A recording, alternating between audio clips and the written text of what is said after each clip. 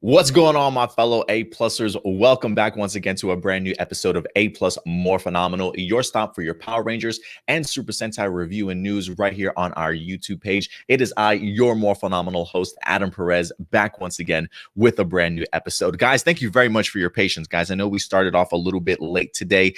It's just been one of those weeks, man. There's been so much news that wind up dropping. It was almost quite overwhelming this week to go ahead and get this episode of A-Plus More Phenomenal put together for you guys. We got 6 topics today that we're certainly going to be breaking down, and goodness, who knows, there probably could have been maybe like 12 topics out there for us to certainly go through today. So it may be a packed show, so sit back, relax. I hope everybody has their breakfast, their orange juice, their coffee, ready to go ahead and kick off your Saturday right with some Power Ranger talk, guys. We got some Beast Morphers review for you guys. We're definitely going to get into some Dino Fury news.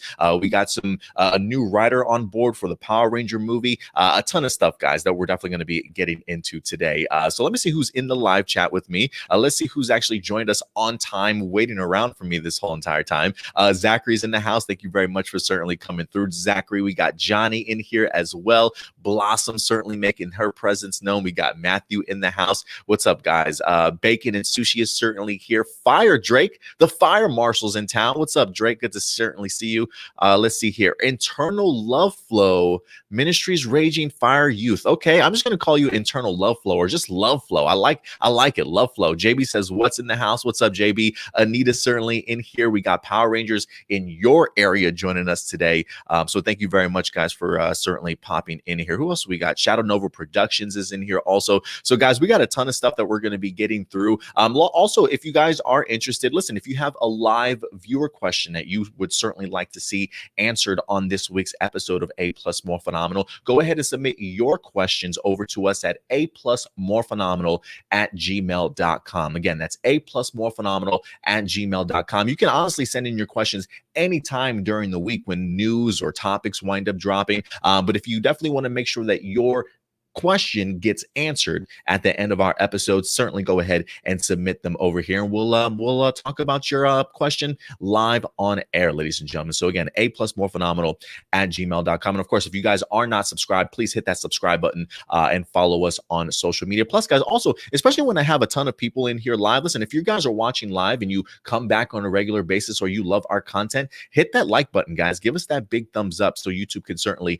recognize our work. But guys, I'm so thrilled to talk about some Power Rangers today. Again, I do apologize. It was a really overwhelming week. It's just, sometimes you sit in front of your computer screen and all of a sudden you just have, I don't want to say writer's block, but like all your creative fluids just kind of vanish for a little bit, right? So I literally was supposed to be prepping yesterday. I started a little bit on Thursday, but yesterday hit me and I'm just looking at all this news and I'm like, Adam, where do I even begin, man? So definitely overwhelming this week. So I'll try not to mess up this week's episode as much as I can, but we'll see how it certainly goes, guys. But let's go ahead and start getting into some of these topics.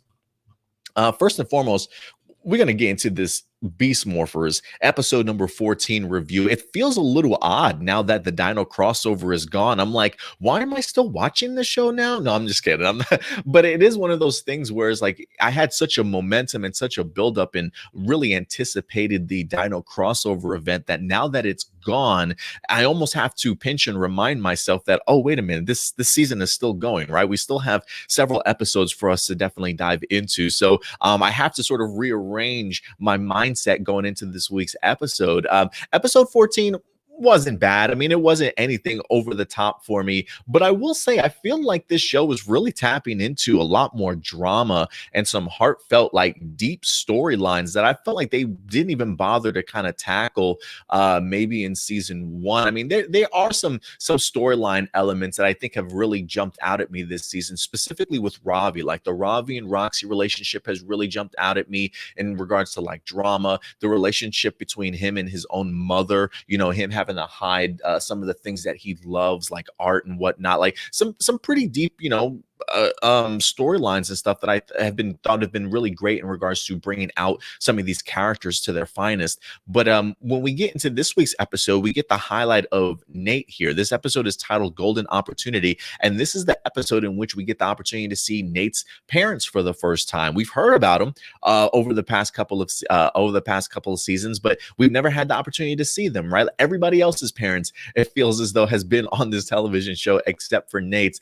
So I'm really thrilled at the idea that we get to see them. He winds up picking them up at the airport. I like one of my favorite scenes is here is Nate and Zoe at the airport. Like at the Riptide gym, like outside the gym, if I'm not mistaken, and they're waiting for his parents. And he's talking about how nervous he is because he hasn't seen his parents in so long. And Zoe's out there trying to calm him down. She's like, just breathe. They're gonna be here soon. Don't worry. And he's like, I know. I'm trying to relax. And he sees his parents. And he's like, oh, mom, like.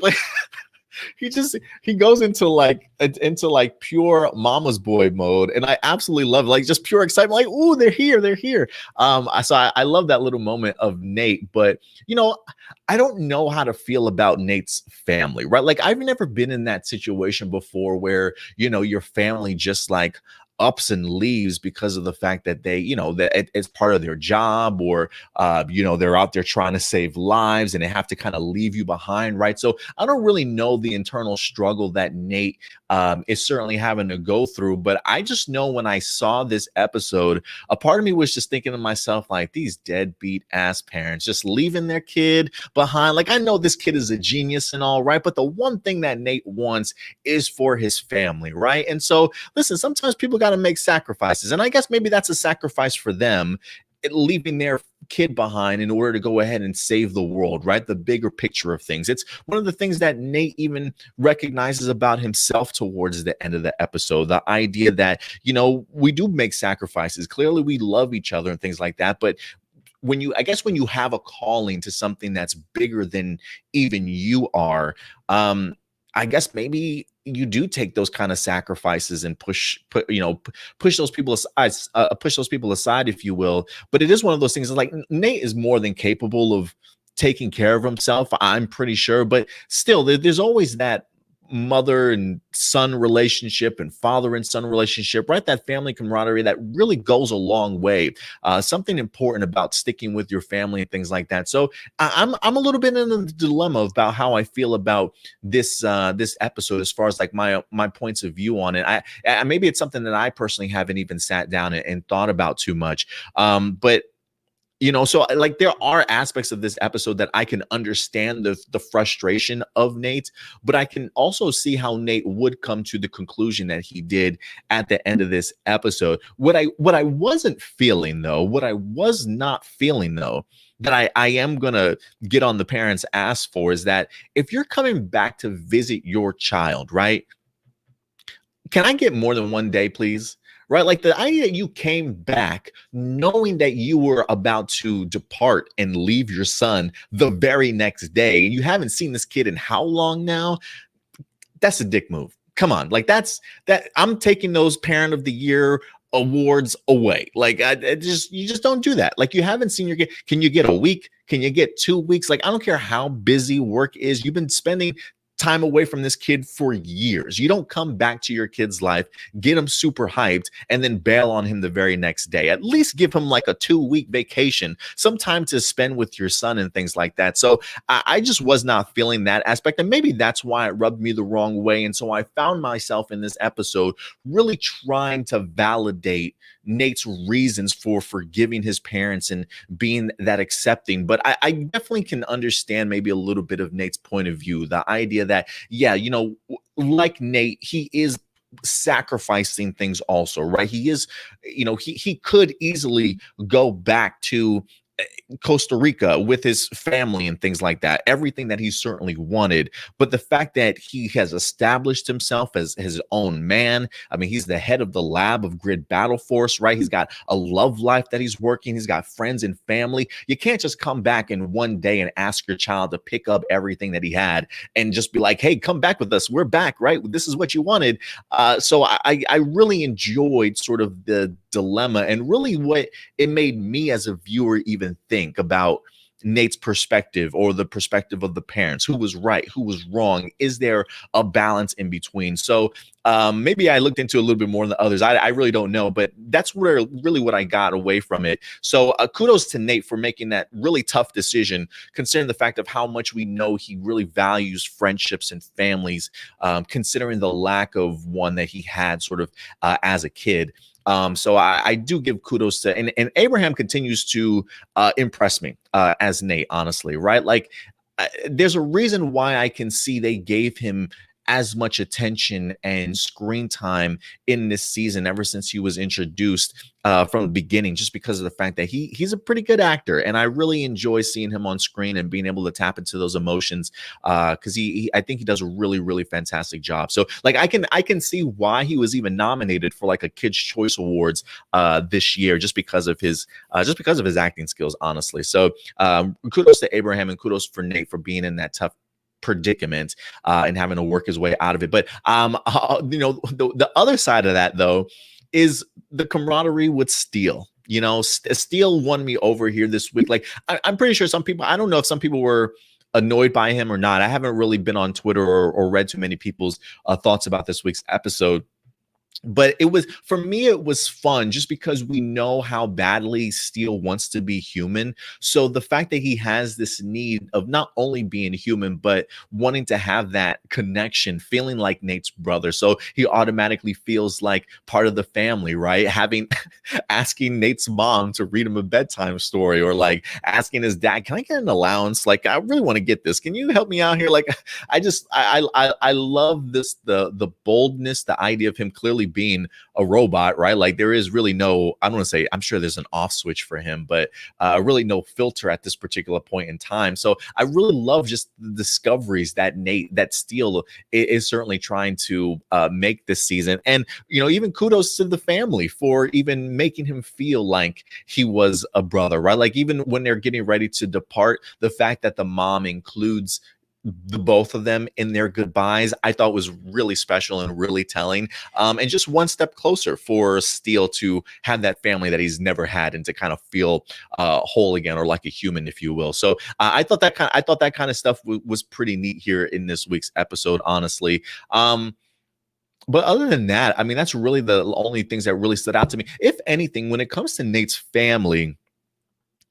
the father looks super familiar to me, and I don't know if I've seen him on other television shows or maybe in past Power Rangers seasons. For some reason, when I look at Nate's father, I don't know why my mind automatically goes back to Tyler's dad from Dino Charge.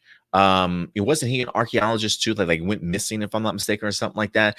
Are those the same people? Maybe they just look alike, or maybe I'm just going crazy. Maybe not making those connections. But the guy just looks super familiar, like I've seen him before from a past Power Ranger series. But maybe I'm wrong, unfortunately, because I will say this: when I saw him, I was like, "Is that Tyler's dad?" I was like, come on! I was like, "Is this guy just playing deadbeat dads?" Right? Like goes off on archaeologist adventures, leave his kids behind, and gets lost. Right? And then you got Nate's father who just goes off because he's a scientist and things like that, leaves his kid behind. Like this guy's playing these terrible roles. Again, I don't know if it was the same person, but that's certainly what went through my mind when I wind up seeing it. Really great sentimental moments between Nate and Zoe. Also, the idea of her not really wanting to lose him. Everybody trying to do their part of picking up the pieces with Nate certainly being gone, and realizing that, really Nate's the only man for the job here. We're really kind of screwing this all up. Sort of things we see Zoe wind up messing up, like their transporter stuff for all their weapons and their equipment, which is really what keeps Nate from having to leave his family and come back and save everybody, and then really make that tough decision that, listen, you guys go ahead. Like I love you and everything, but I've really grounded myself here. Out in Pearl Harbor, out in this area. So I think it was pretty cool. Overall decent episode for me, to be quite honest with you. Nothing too over the top, but I did enjoy just the story elements and the story beats. And it makes me feel like the writers, again, are really diving into some really heartfelt sort of drama filled moments, and I'm kind of here for it. I'm kind of here for it. Like, I feel like since we've came back from this second half of the season, it's really sort of picked up its momentum and its story building and storytelling for a lot of these characters. So I hope it's something that we continue to see definitely going forward. But guys, listen, at the end of the day, these are just my A+ opinions. I certainly want to go ahead and know yours. So please let me know your thoughts in the live chat or the comment section box below. Also, some really great. Oh, I also got to talk about Roxy real quick. Quick honorable mention goes out to Roxy, because of the fact that we get the opportunity to see Nate trying to teach Steel how to use his like DNA absorber or whatever the case may be. I think they're starting to utilize DNA or stuff like DNA codes from plants and things like that. So when we get to see them attacked and Roxy winds up taking it, it's interesting to see them kind of fuse like animal DNA and now like plant DNA sort of into their power set. It's really fascinating. Like, they even gave Roxy I'm assuming that this is a completely original costume. I don't recall it being in Go Busters, but then again, I've got maybe about, how many more episodes of Go Busters do I have to go? I want to say like 6 or 7 maybe. So maybe it's something that pops up towards the end, but this felt very much like a mostly original costume upgrade design for Roxy. Makes me wonder if we're going to get like a plant Blaze also. Like, is he going to come out looking like a giant like marijuana plant or something like that, right? It'd be interesting to see how to utilize this going forward, because I don't recall that being in Go Busters, but maybe I'm wrong. But regardless, I actually didn't mind the costume. Sometimes it's a little too busy, but there are elements of the Roxy updated costume I am pretty fond of. So we'll see how that translates going out towards the remainder of the season if they continue to utilize that specific costume for Roxy. But I did find that interesting that now they're utilizing plant DNA in regards to some of their upgrades for their suits. We haven't really seen it utilized for Beast Morphers, but like the Beast Morphers team. But at least here, this is our first time getting to see that floral aspect, if you will, for an upgraded suit when it comes to Roxy. But yeah, guys, again, let me know your thoughts in regards to this. Again, these are just my A+ opinions. At the end of the day, though, I definitely want to go ahead and know yours. So please let me know your thoughts in the comment section box below. And I will get to some of the comments for this episode, because the one thing that I'm noticing is when I am streaming on StreamYard, when we do get too many comments, sometimes it like reboots or like cuts it off at a certain time, and I miss out on some comments and things like that. So let me see what you guys are saying in regards to this week's episode. Who else is up in here? Noah, what's up, Noah? Good to certainly see you. I appreciate you certainly coming through, Noah. Battlestar Galactica. First off, Gablactica. First off, that name makes me laugh every time. I freaking love it. Battlestar Galactica. I love the show, by the way, Battlestar Galactica, but I love what you did there. He says, your show is so good. Just wanted to show you some love. Hey, thank you very much for the support, man. I really appreciate it, guys. Listen, again, if you love the content, hit that thumbs up button. Don't be afraid to share our videos, guys. Let the internet know about us for sure. But thank you very much, Battlestar. I really do appreciate that.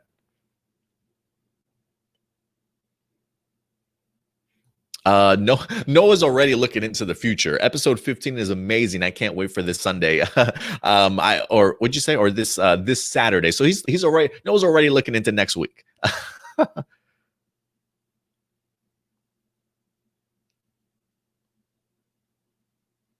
Bacon and Sushi says, yep, I stopped watching after the crossover because I already finished the entire season 2. You're in for an absolute treat, Adam. I won't spoil anything until you I don't know what that means. It's like you got out of pure excitement, you just hit your keyboard because you can't wait for me to watch it.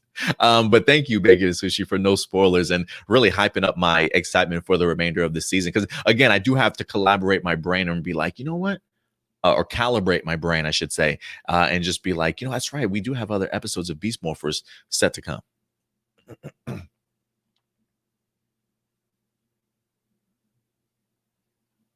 Power King, what's up, Power King? Appreciate you certainly coming through, mentioning Javier Garcia, which we'll definitely talk about here in a second. Matthew winds up saying, I originally thought that there would be some kind of secret regarding Nate's parents, but still was okay with it. Yeah, I mean, it didn't seem like they were up to like, I see what you mean, Matthew, because of the fact that they've been off screen, right? Like maybe what they've been up to has been some sort of secret. Maybe that's why we haven't seen them on screen, but nope, they're just scientists out there trying to change the world. You know what I mean? But that's what it seems like.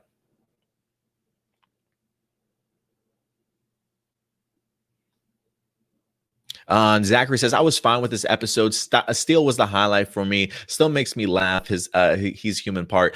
Yeah, I agree. Again, the episode was just fine for me, but I was kind of impressed with some of the I was impressed by some of the storyline details for sure.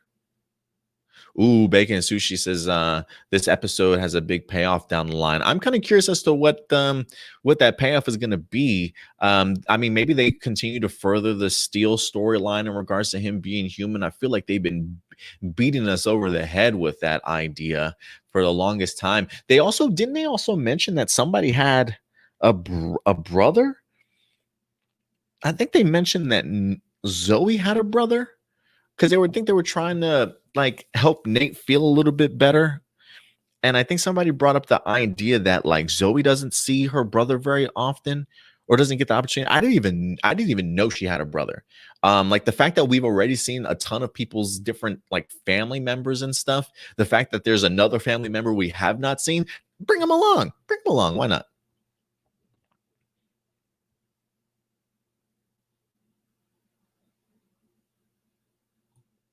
JB says, West says, I love Steel so much.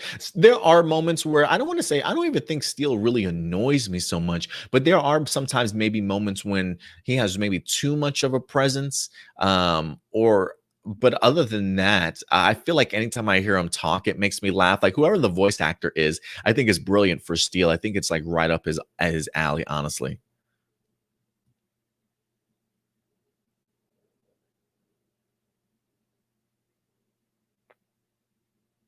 JP says, I was stuck on Betty and Ben. They made no sense this episode. Yeah, with the luggage stuff that's probably why I didn't even bring them up during the review. It was almost just like, it was really meaningless. The idea of like, hey, let's just give Ben and Betty the storyline that they lose luggage and they find it again. Like that's just, why have them? Why have them in the episode?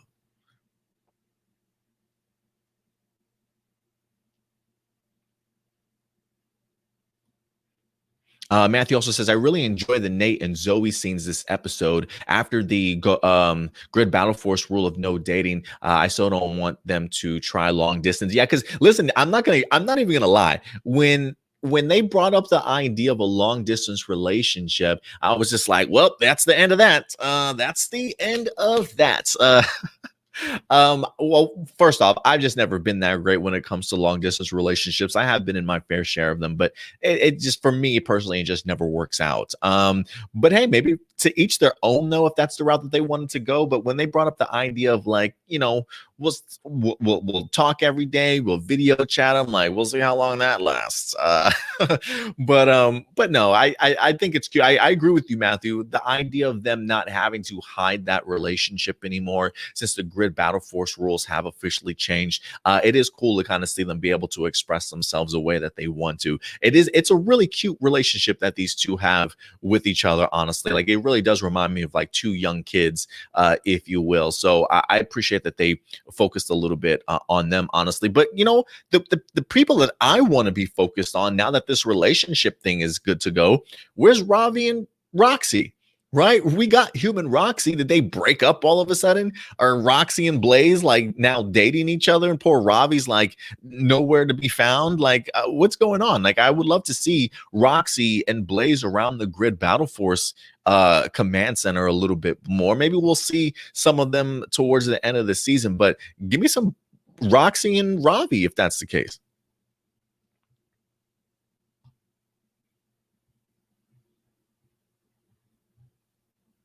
Usai's in the house. What's up, Usai? Appreciate you coming through as always.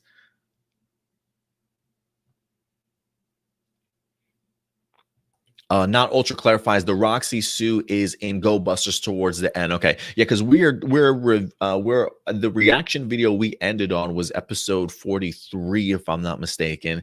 This is, and that's the reason why I stopped myself and said I don't know if it's towards the end of Go Busters or not, because we do have a couple of episodes, and now that we do see Escape sort of gaining that power, if you will.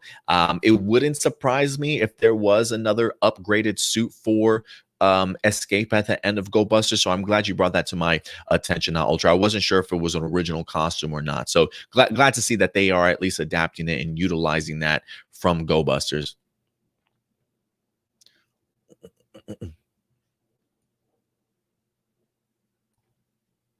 Not Ultra says, as for my opinion, after that piece of garbage last episode, things can only go up from here, and it did really solid episode. Yeah, that's what I just thought it was. Like it was a solid, decent episode for me this week. I appreciate that there wasn't any forced morals or overly preaching. It was a nice and well executed story about Nate and his parents. I definitely agree with you. Steel, this episode was just hilarious and proved why Ben and Betty don't need to be comic relief duo, because Steel's got that role covered and actually funny humor. No, I definitely agree with you. Like the fact that you have that comedic element already on your team, it's almost redundant to have Ben and Betty there. It's like you want to give Ben and Betty the jokes for like the little kids, but you got Steele right here who's pulling this off, like his timing, his dialogue, the voiceover, like it's really perfect. So that's all they really need.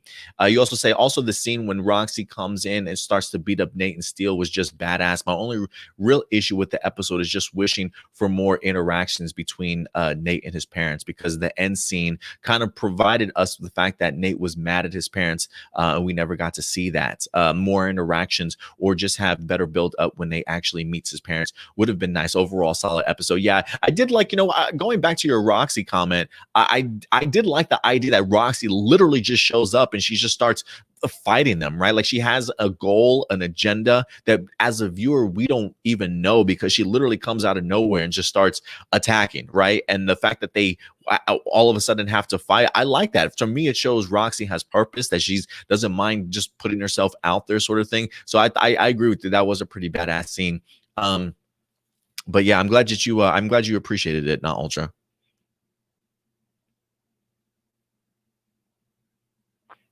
All right, guys. I think other than that, that'll probably do it for us in regards to the episode review for Power Rangers Beast Morphers.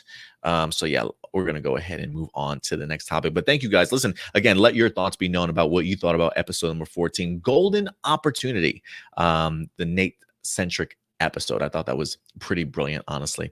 Who else is in the live chat? I'm trying to see who else is in here. Give you guys some love for joining us today. Wayne, what's up, Wayne? Good to see you, man. Good morning, he says. Appreciate you coming through, Wayne. What's up, M? Says Roxy's the best thing of Beast Morphers. I love her one-liners. Listen, I love me some Roxy too, and that's the reason why we took our shot in trying to interview Liana Ramirez last year. One, because she's a spectacular human being, extremely talented, but you gotta love her character in Roxy. Honestly, it definitely has been one of the standouts, especially in season 1 when they utilized her. I'm really hoping that towards the end of this season, they continue to use Roxy even more, considering how I guess you could say that since I'm finishing off Go Busters now, considering how much Escape has of a big role at the end, it would make all the sense in the world for Roxy to have that same role to a certain extent. So bring on the Roxy. I agree with you, M. Roxy is the best thing on Beast Morphers. But there we go. So I just want to give some people some love.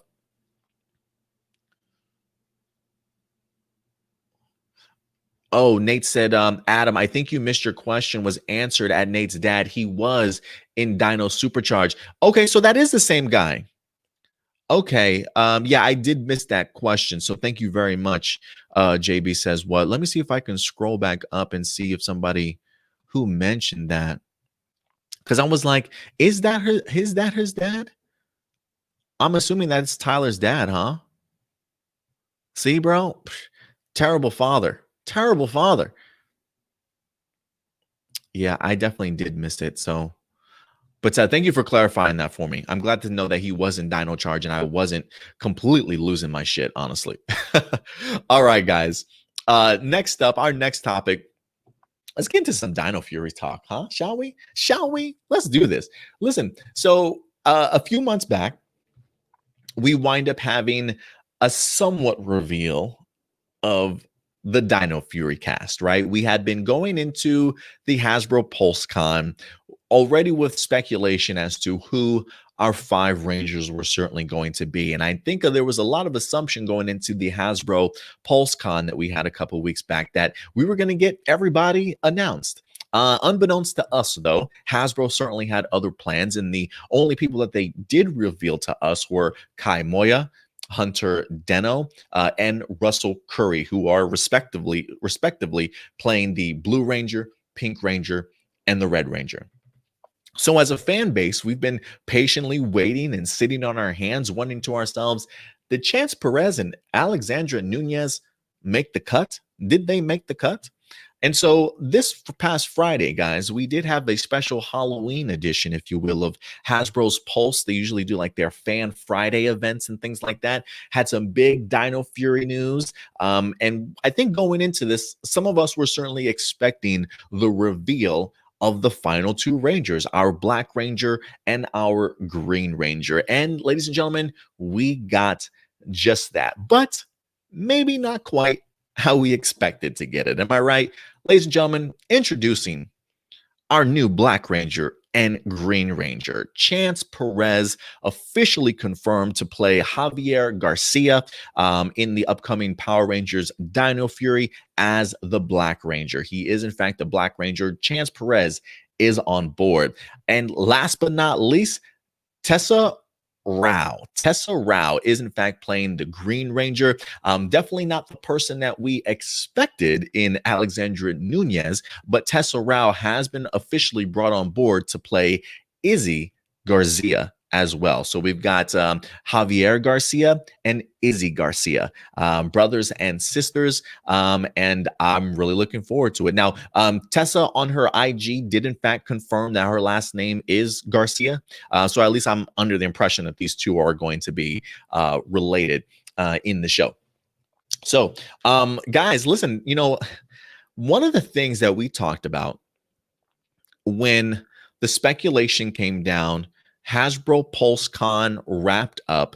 If you guys recall, when we were sitting back and we were talking about at the end of our live stream for the Hasbro PulseCon, we talked a little bit about this. And I think we talked about this several times already on A Plus More Phenomenal, because one of the things that I had been noticing, and I've been keeping you guys up to date throughout the weeks, is that when I went over to Alexandra Nunez's IG page, I saw a lot of pictures of her being posted, none of them in New Zealand, right? I mentioned to you guys it was showcasing things like San Francisco, California, her being out in California and things like that. So there was a part of me that, yes, clearly those could have been older pictures that she was like posting and putting the location of when she was there. But a part of me was like, this just feels odd, right? That you're posting these pictures currently on your timeline, and you're not in New Zealand. Like the last time we saw Chance Perez, people assumed that he was in New Zealand because they just have these sleuths out there, right? These detectives, these Sherlock Holmes that are like, that hotel room door looks like that Auckland hotel that everybody stays at. Like that. I don't know how these people do it. It's a little creepy, honestly, but great detective work. But so people picked the idea that Chance Perez was already in New Zealand, but it was just odd that nobody picked the idea that Alexandra Nunez was in New Zealand, right? I kept seeing all these pictures, California, like something's up, guys. Like there's a reason why she's not in New Zealand, right? One of the things that we talked about was like, oh, well, maybe maybe these characters get introduced a little bit later, so maybe that's why she's not there. But then we were like, no, Chance Perez is there, so clearly they're going to be utilized at some people.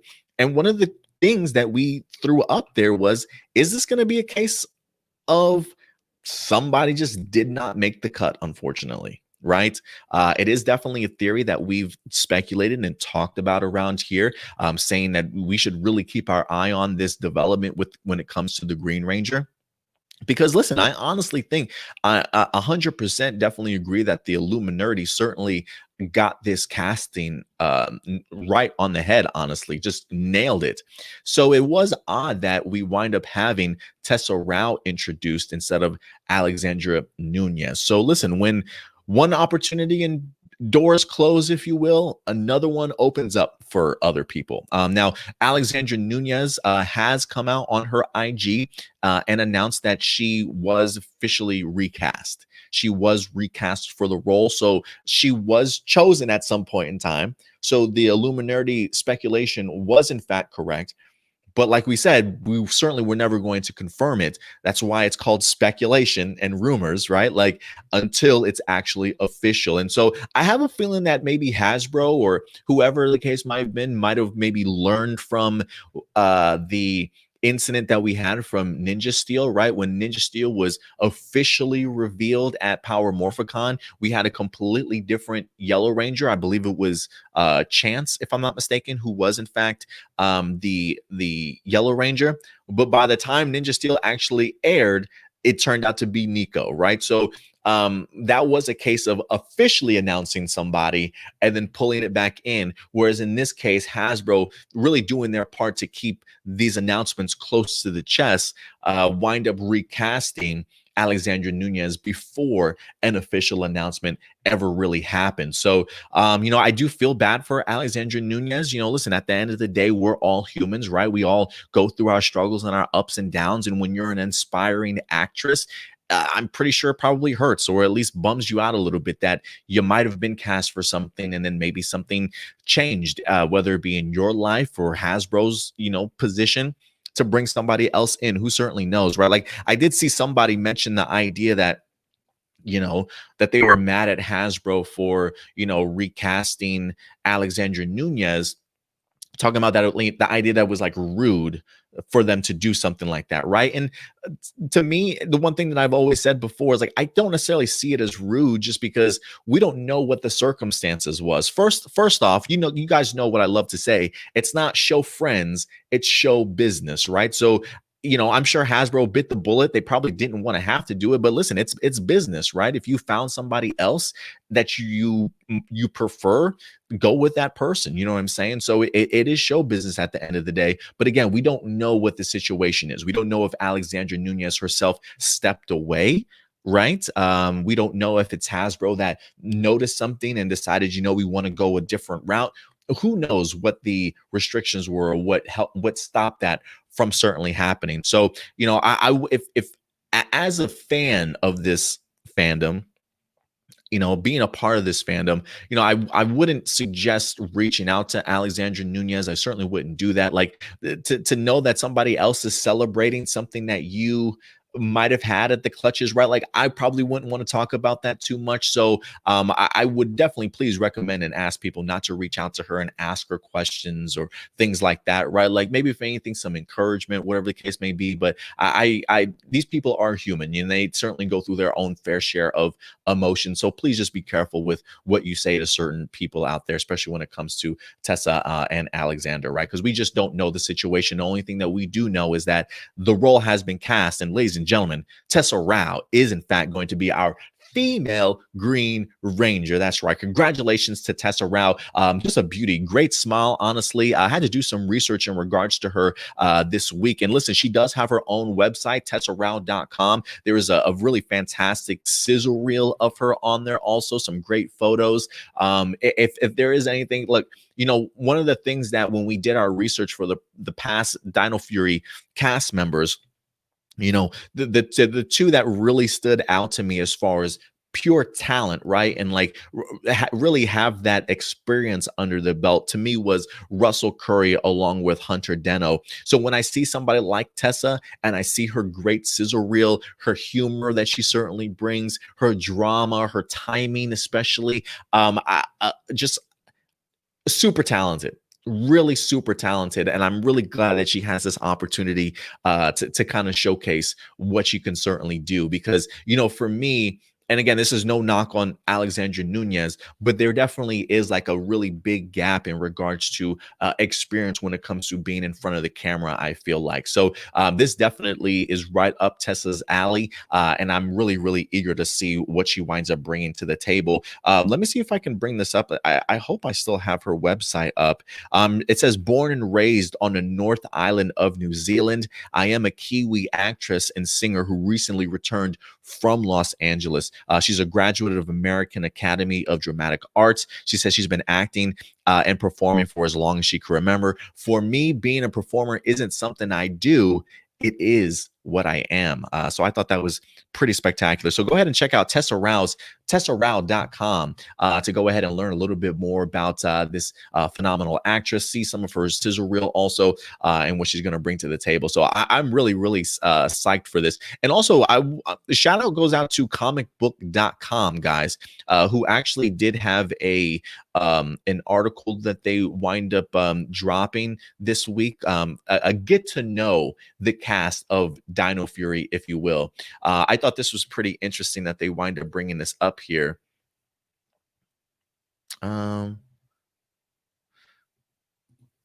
Sorry, StreamYard is being a pain in the butt. Give me 1 second here. I'm trying to see if I can, if it'll let me share this screen. There we go. That's better. Get to know the cast of Dino Fury exclusive. They literally interview the entire cast here. Some, some very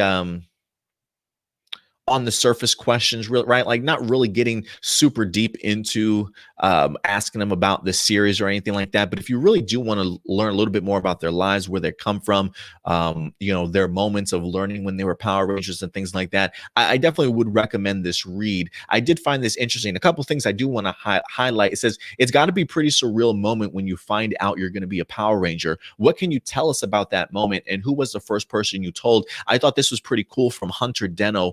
She says, honestly, it's still so surreal. I end up reminding myself every day that I'm a Power Ranger. I was with my best friend, Madison Bailey, the day I got the call. I knew it was about the project as soon as my agent called. He answered so casually, too. He just started off with, hey, how are you? Then things go to, then he goes and he says, unfortunately, it looks like you're going to have to go to New Zealand, or at least that's what I would picture he would say it as. He says, you're the new pink Power Ranger. And she says, and at the time, I thought I was auditioning for the Yellow Ranger. So my response was pink. Maddie looked at me and I just nodded and instantly started crying. I immediately called my mom and couldn't even tell her. She knew right away. My mom is my best friend and my biggest supporter. So, of course, she was the first one that I called. So, I always find it interesting when it comes down to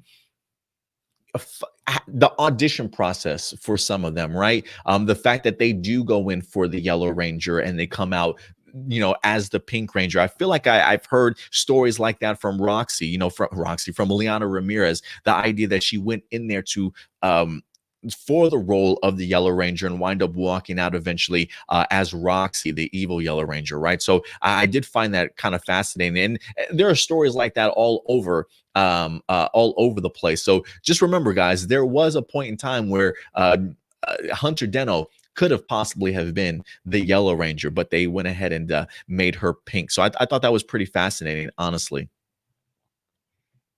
There was also, let's see here. I believe they talk a little bit about how Chance Perez actually is a pretty big Power Ranger fan, or has really been following it since he was a kid. Oh, they talk about after you got the part, what are you looking forward to the most? Doing some stunts, wearing the costume, or doing the morphing sequence? Kai, for me, I love this.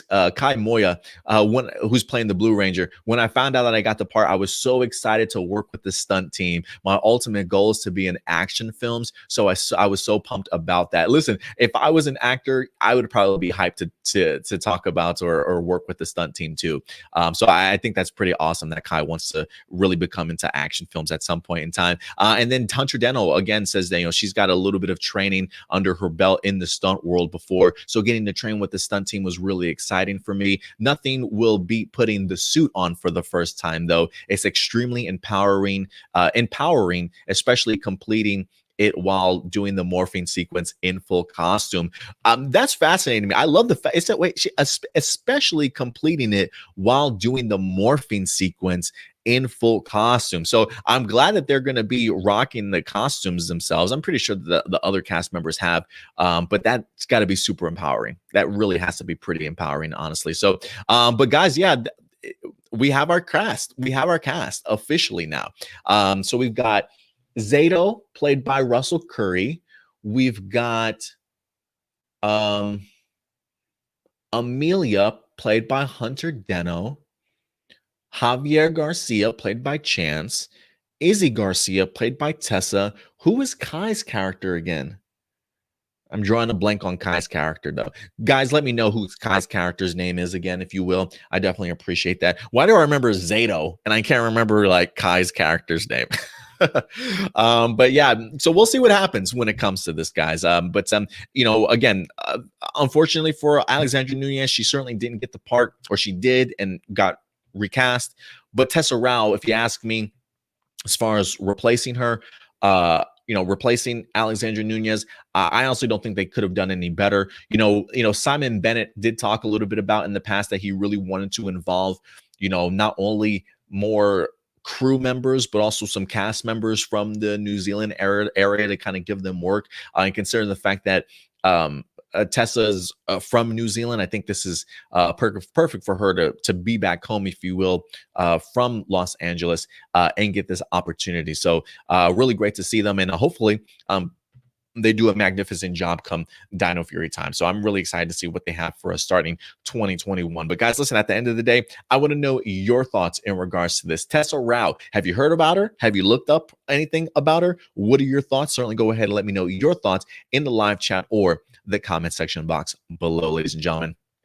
And then, you know, actually, we'll just jump onto the next topic from that, because I do want to stick to the Dino Fury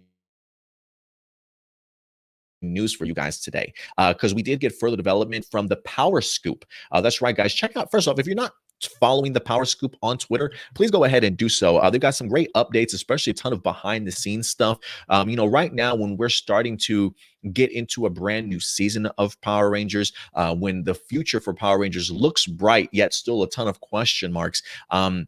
As far as like a place where you can really get some legit news, the Power Scoop, I think, does a really good job of that also, in regards to keeping us up to date on some of the behind the scene movements that are certainly going on. So yeah, the Power Scoop went ahead and posted this earlier this week. Power Rangers Dino Fury has a new director in Chris Graham. He has directed a couple early blocks of the new season, not to be confused with Chris Graham Lean Bow in Mystic Force. And this is the actual thing that the Power Scoop posted for us.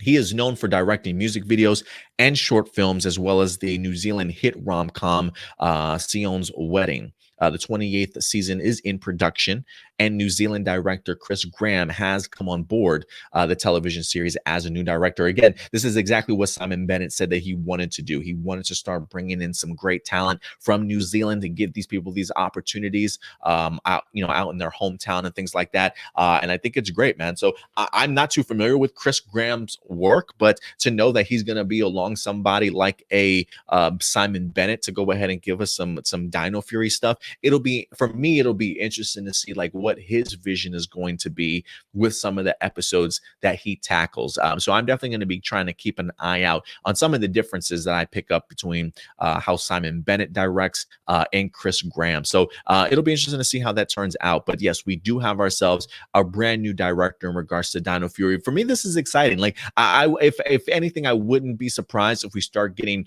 you know, new information on maybe upcoming writers that might be on board, maybe other directors that might get the opportunity. I wouldn't even be surprised if now we start getting some like supporting roles or supporting cast announcements here within the next couple of weeks. as filming really begins for Dino Fury and things like that. So hopefully we get ton more information, but the Power Scoop is definitely a great place to get some of your news, guys. So definitely go ahead and follow them on Twitter whenever you get the opportunity. But man, the movement on Dino Fury just really gets me excited. The way that Beast Morphers is going right now, if I'm going to get this type of level of writing, if not better for Dino Fury, count me in, man, because I'm really loving just how they've really tackled this season. And again, I think if anything, one of the things that does excite me is the fact that this is going to be Hasbro's, like, their first, if you will, season to themselves, right? So this is really going to see what their own creative vision is going to be like and how they're going to handle this series certainly going forward. So I'm really excited. I'm really excited for it. We are going to get into some movie news for you guys, but I do want to go ahead and start tackling some of the comic book stuff. But before I do, let me jump into this live chat. I do want to see what you guys are certainly saying out here in regards to some of these the actors that we just talked about.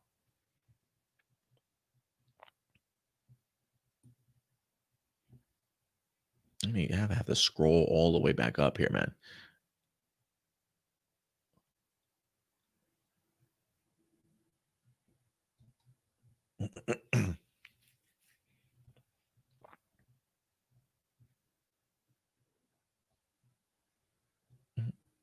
Where did this go?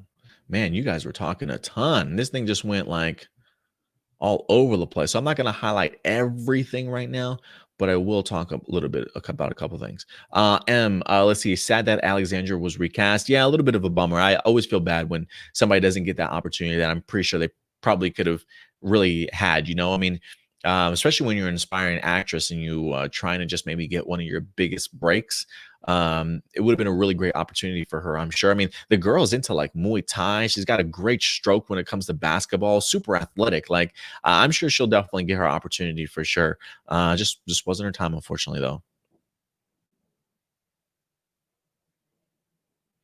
Bacon and Sushi, going back to the father, or at least who I thought was the father. But he says the actor of Nate's dad was Dr. Runga, the archaeologist who Shelby idolized and who was a dick by taking her ideas. That's right. I was like, I know I've seen this guy's face before. And I even did attach it to Dino Charge too. So I was like, I know I've seen this guy on the show before. I just couldn't recognize who it was. So thank you for clarifying that again.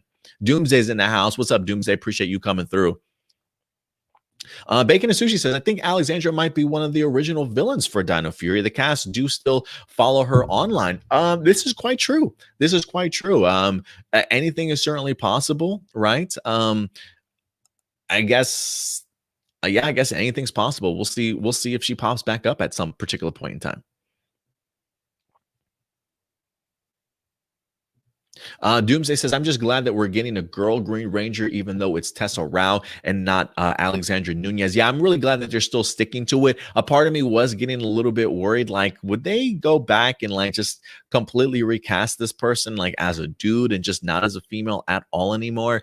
They could have easily have done that if they certainly wanted to, but they definitely did not. So yeah, it's I'm glad that we're still at least getting a girl Green Ranger, and it'll be interesting to see how that Super Sentai footage translates into original footage. I'm kind of curious as to like if there's going to be a real minimum. I'm wondering if there's going to be like a real minimum of Super Sentai footage used for the Black and Green Ranger. Like, I am wondering if a lot of that going forward is going to be original footage or not. We'll see. We'll see what happens though.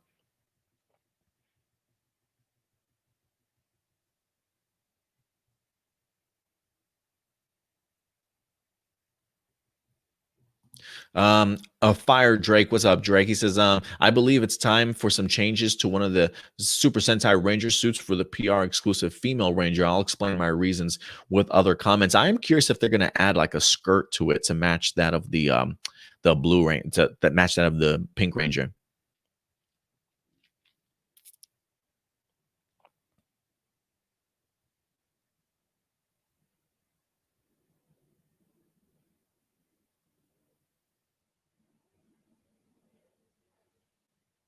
Sarav, what's up, Sarav?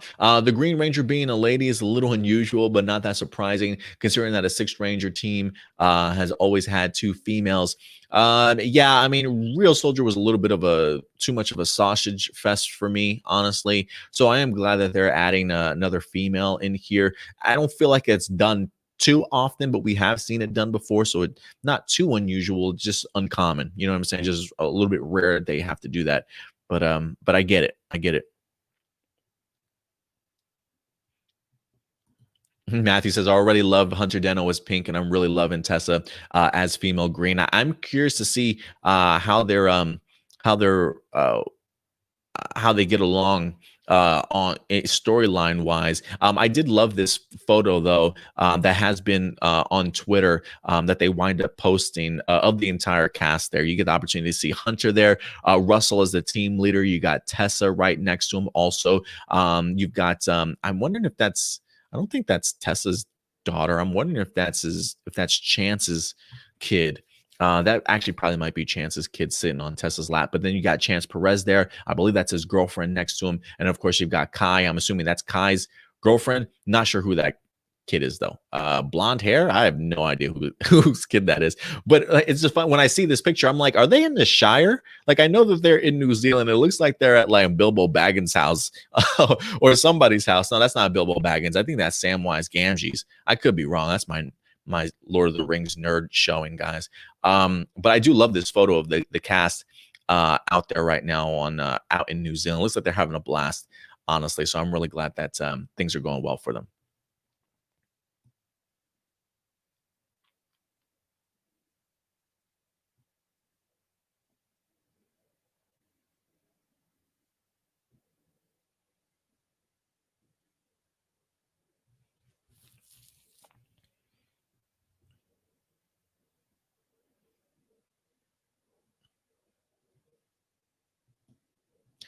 Let's see here. Fire Drake says one, avoid confusion. Even if you place the female ranger somewhere in a group shot, people would mistake one of them being a guy since the ranger isn't wearing a skirt. Yeah, it's possible. It's definitely possible. I do hope that they add a skirt to the character though.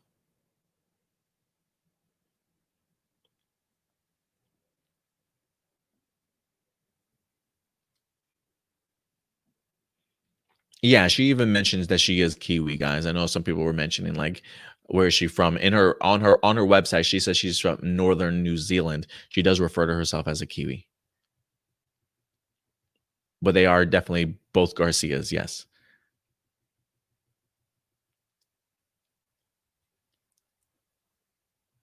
Shadow Nova says it. Oh, in regards to Alexandra Nunez being recast, it's not rude. It's just how the industry is. It happens a lot in the film business. It does, definitely does.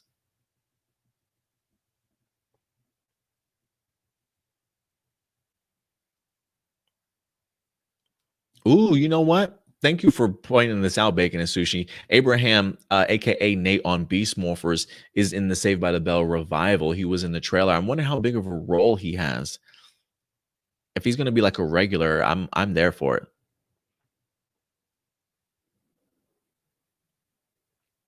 Mm. JB says what says that happens often in Hollywood. You can get the role, but once table reads happen, they change their mind. That's possible. Maybe that's possible too.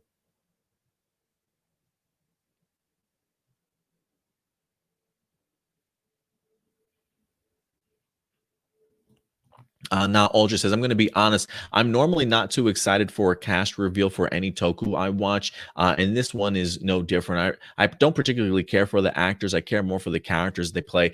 I mean, I definitely understand that now, Ultra. For me, at least, as somebody who's a big movie buff and a big TV buff, I do care about the actors because while I do care about the characters that they play, my question is, can you even play those characters to begin with, right? Like, even if we give you great material, can you pull off that material, or will your character just come off crappy? So I do feel that there is an element of caring about the actors that should go into it, but that's just me, just because of the fact that I want to know who's playing these characters that's going to get this material, and can I trust them to certainly deliver when it comes to the performances that they're going to be bringing to the table. So, you know, that's why I enjoy enjoy checking out sizzle reels and watching some past movies and things like that. I mean, granted, you know, a lot of it does come down to the material, but if you're a good actor, there are actors out there that can take crappy material and elevate it a little bit more. You know what I mean? So for me, I know some people just don't care about cast reveals.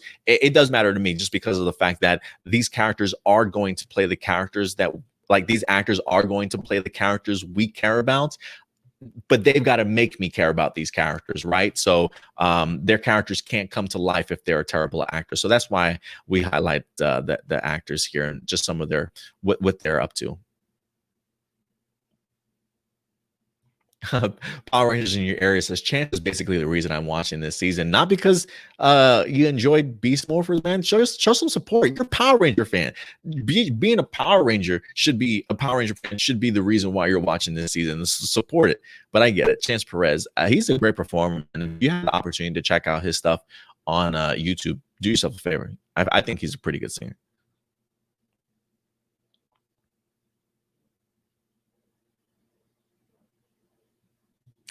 Johnny says Tessa just confirmed that her and Chance's characters are siblings. Yes, we have spoken about that. She mentioned that on her IG page earlier yesterday, I believe.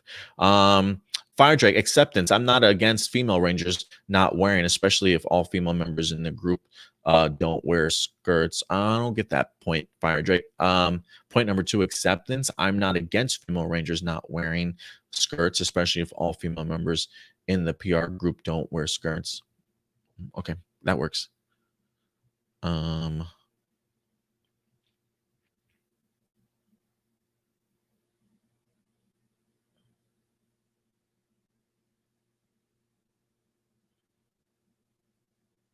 would be interested if Alexandria were to come back on as a villain. I'm not expecting it at this point, honestly.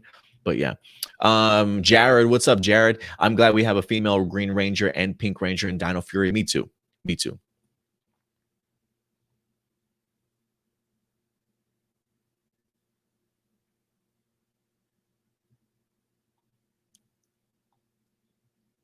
Ollie, thank you very much. Johnny Marrero coming through along with Doomsday, reminding me about the name of Kai's character. I don't know how I forgot Ollie, Oliver Queen, right? I got to make that connection. Thank you also, Matthew. I appreciate you coming through with the helping me out there. Zachary says, we don't have the gold yet. Yes, we do not have the Gold Ranger announced as of yet. Good old Ollie. All right.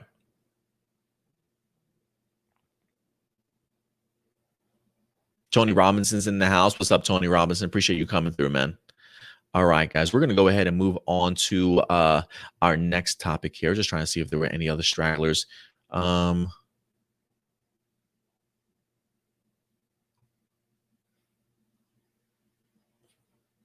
Ryan Green. What's up, Ryan? Appreciate you coming through. Shadow Nova says, I think that's Kai's kid. That's her son. So, yeah. Oh, okay, cool. That is her son. All right, cool.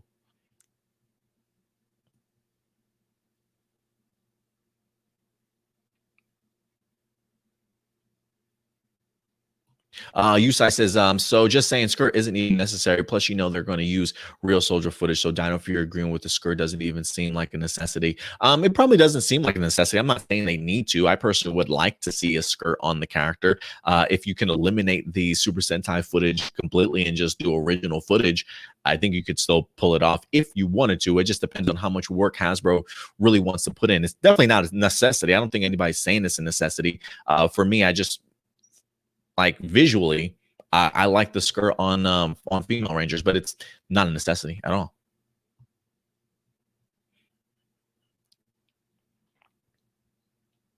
All right, let me go ahead and jump into our next topic, guys. We're going to go ahead and continue moving along here. Let's see here. What is next? What is the next? You know, let's get into some comic book news real quick, guys. I told you this is going to be a stacked episode, so we got a ton of stuff that we're going to be getting into today.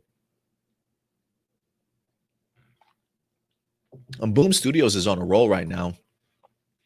This past week, they actually released 2 different things. Actually, we got Drakkon New Dawn here, and I don't know if you guys can see in the background right here. We also released Sins of the Future Power Rangers Sins of the Future graphic novel. I don't have the Sins for the Future graphic novel review attached to this episode of A Plus More Phenomenal. If anything, I'm probably going to drop it in the middle of the week, probably like Wednesday or so, because we got Toku Tuesdays on Tuesday for you guys, along with our reaction video. Then we have a reaction video on Thursdays. So I might just drop it in the middle of the week for Wednesdays to give it its own video for the graphic novel, because I do think going forward, I am going to do graphic novel stuff as part of like Patreon. Like the graphic novel stuff will be exclusive to just patrons only, but this one at least I will drop to the public on Wednesday. But a New Dawn issue number 3 dropped this week, and guys, I'm gonna be honest, I really enjoyed the first 2 parts. Episode 3 for me, or issue 3 for me, though, was a little bit lacking. I almost felt like there was still more to certainly be talked about and explored in like a 4th or maybe even 5th issue, but it felt very much like, hey, we only got 3 issues, we got to wrap this up real quick. It just wasn't really satisfying to me, to be quite honest with you. Let me see if I'm trying to see if I can pull up this image. I hope I saved this. Make sure I have this. This is the issue in which we introduced to our brand new team of Rangers in the Shattered. Dang it, I thought I had a photo on. Oh, I do. Okay. The previous issues saw Jason reclaiming their power coins, and his actions wind up really devastating the army that Kimberly wind up into with Scorpina and the rest of the Sentries. I mean, people literally died at Eclipse's hands because of what Jason did in the previous issue. And for me, I just don't feel like it was handled well, like at all. Like this guy literally made a choice that got a lot of people killed. And I understand that they're mad and they're upset, but it feels like there's really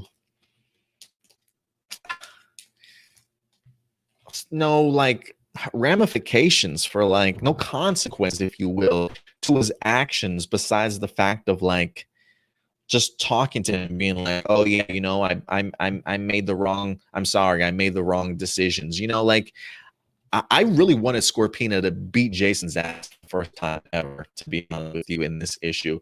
I just don't like how I just wasn't the biggest fan of the outcome for Jason and some of the decision makings in here, right? Because we got Jason who wants everybody to get their power coins back, right? Hey guys, don't you miss having this power? Why should we share this power with anybody else, right?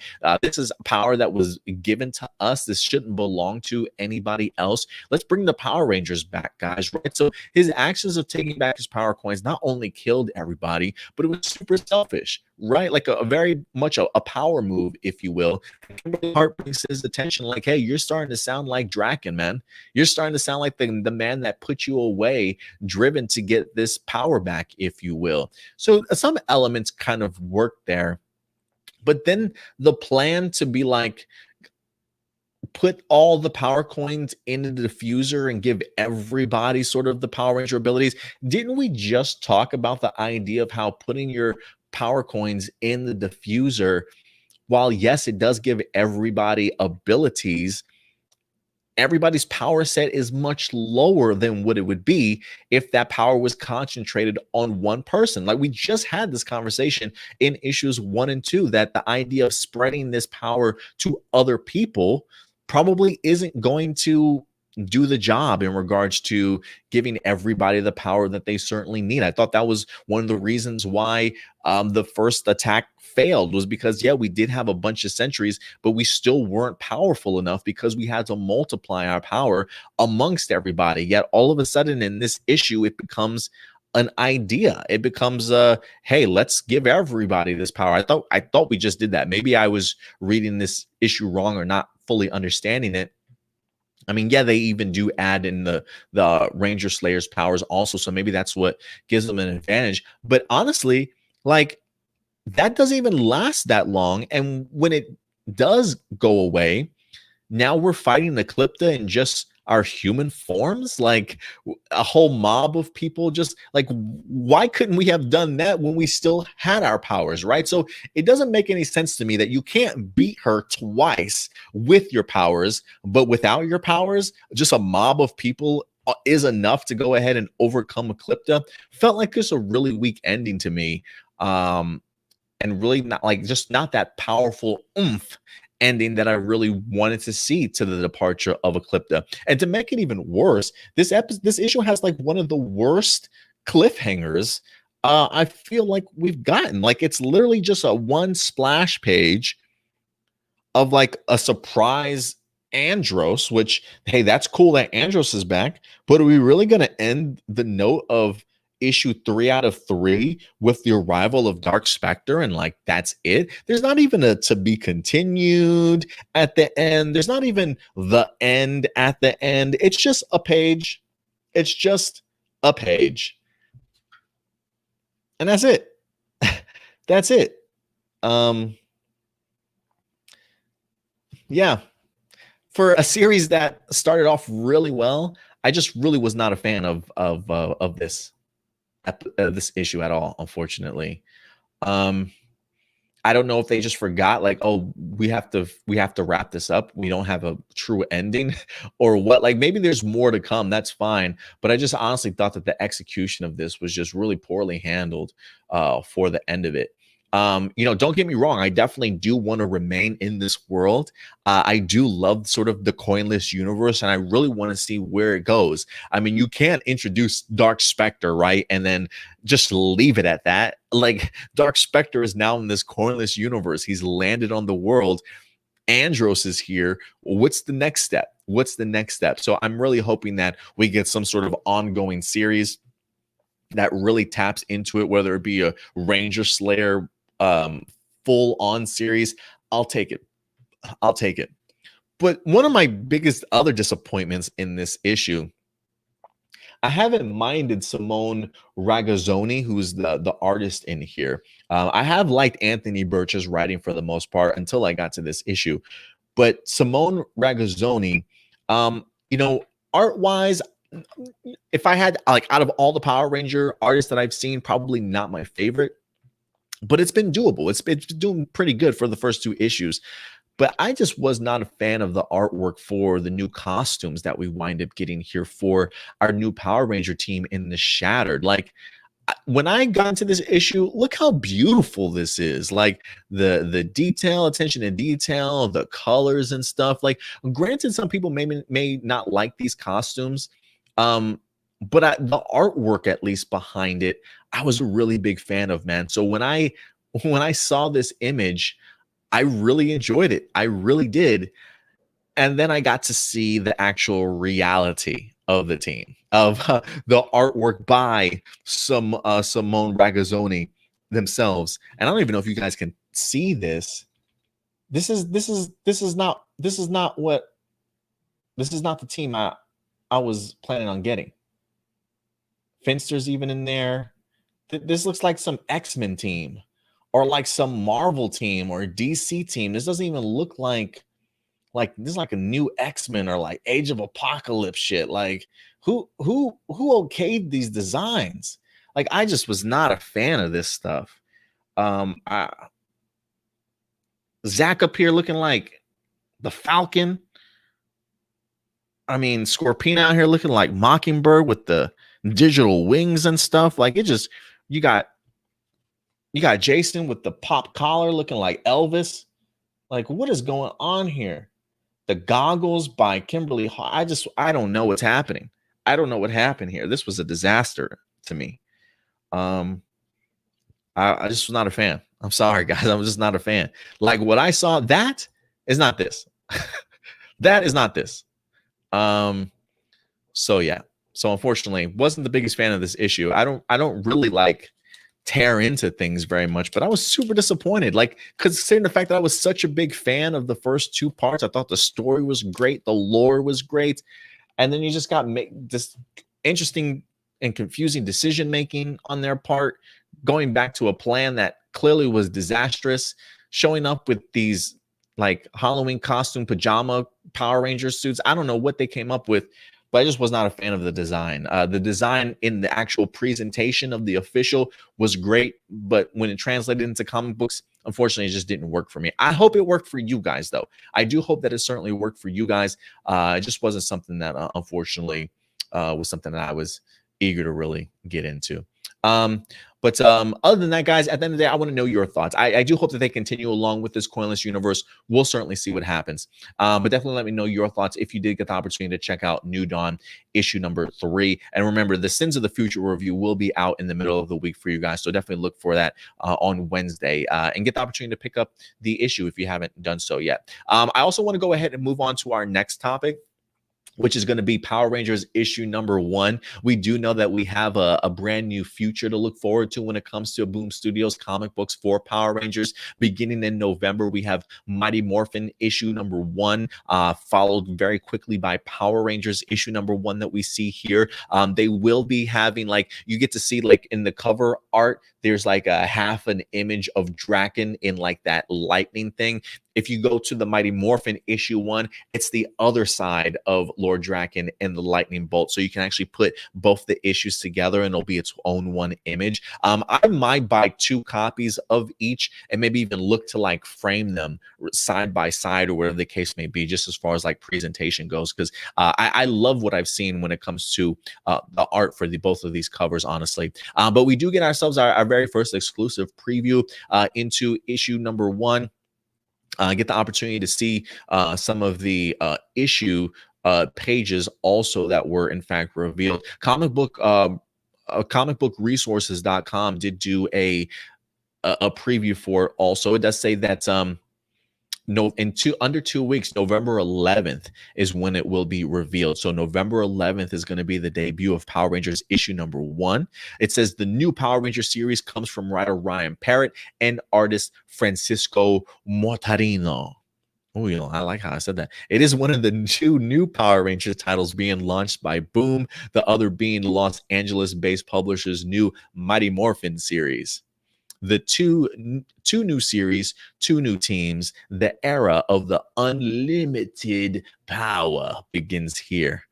So I'm really pumped for that. It says, according to the official synopsis, Power Rangers issue number 1 reveals a new cosmic threat that only the original Power Rangers, known as the Omega Rangers, Jason, Trini, and Zach, can hope to defeat. I think we actually got a brief glimpse of that cosmic threat in, I think, Mighty Morphin 54, if I'm not mistaken. It does say, but their secret weapon is the villainous Lord Drakkon.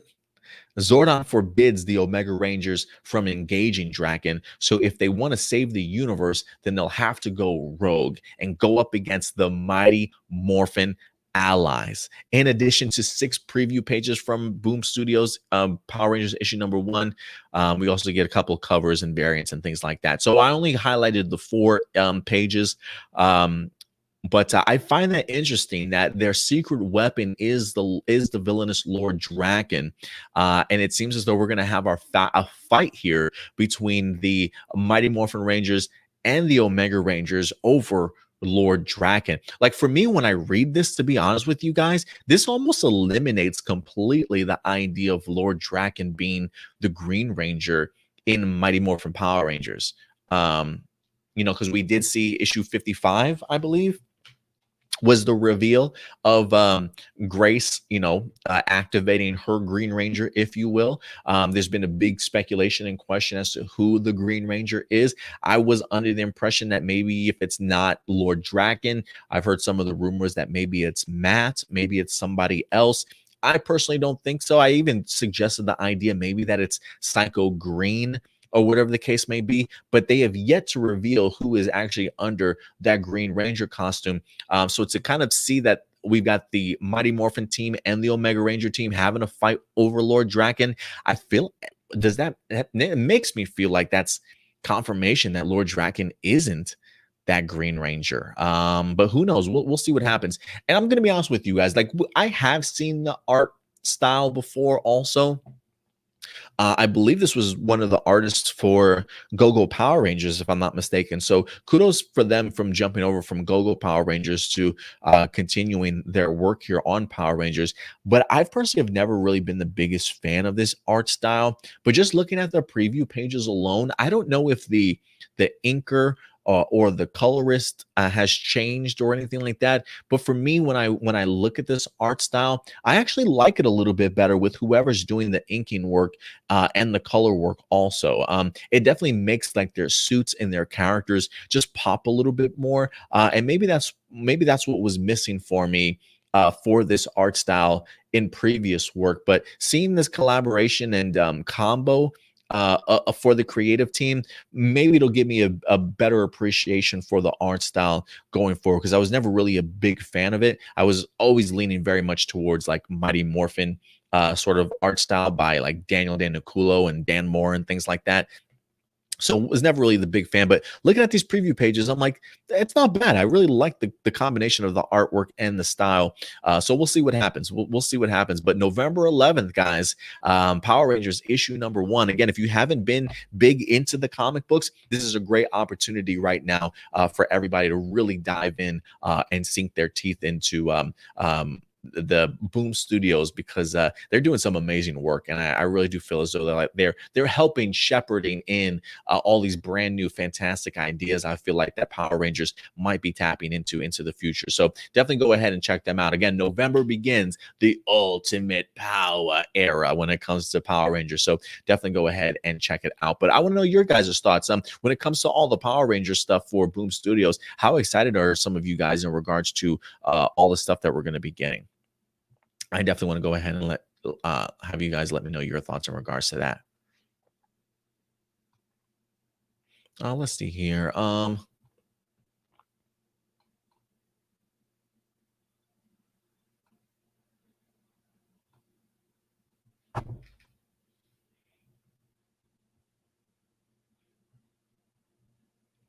Zachary, let's see. Oh, you guys are saying my internet's acting a little bit funky. Yeah, sometimes it goes in and out, man. That's just Spectrum these days. You know what I'm saying? Unfortunately. Zachary says New Dawn 3 won me for acceptance. The ending page makes me think there's a sequel. Overall was okay. Well, I'm glad that you liked it, Zachary. It did unfortunately fail for me, but I'm glad that you certainly took something away. Like I'm agree with you though. The ending page does make me think that there's either a sequel coming or an ongoing series. I just honestly don't think you just leave us on edge like that. You know what I mean?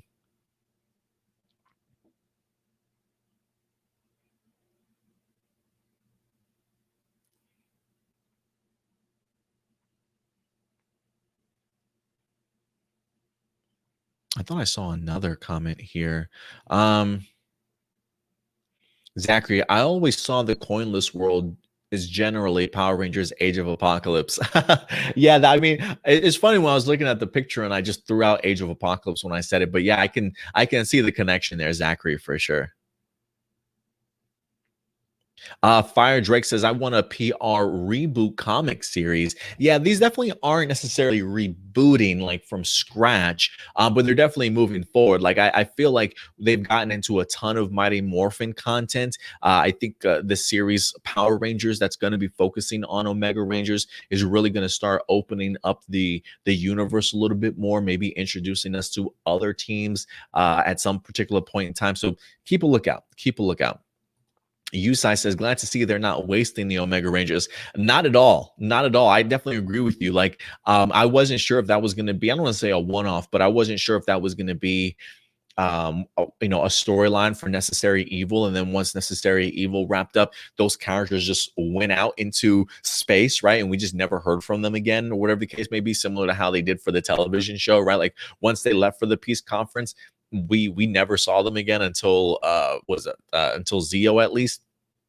So I do like the idea that they definitely not wasting them. I think they saw the popularity from the Omega Rangers alone, especially with those suits, and said, we might be onto something here. We might be onto something here.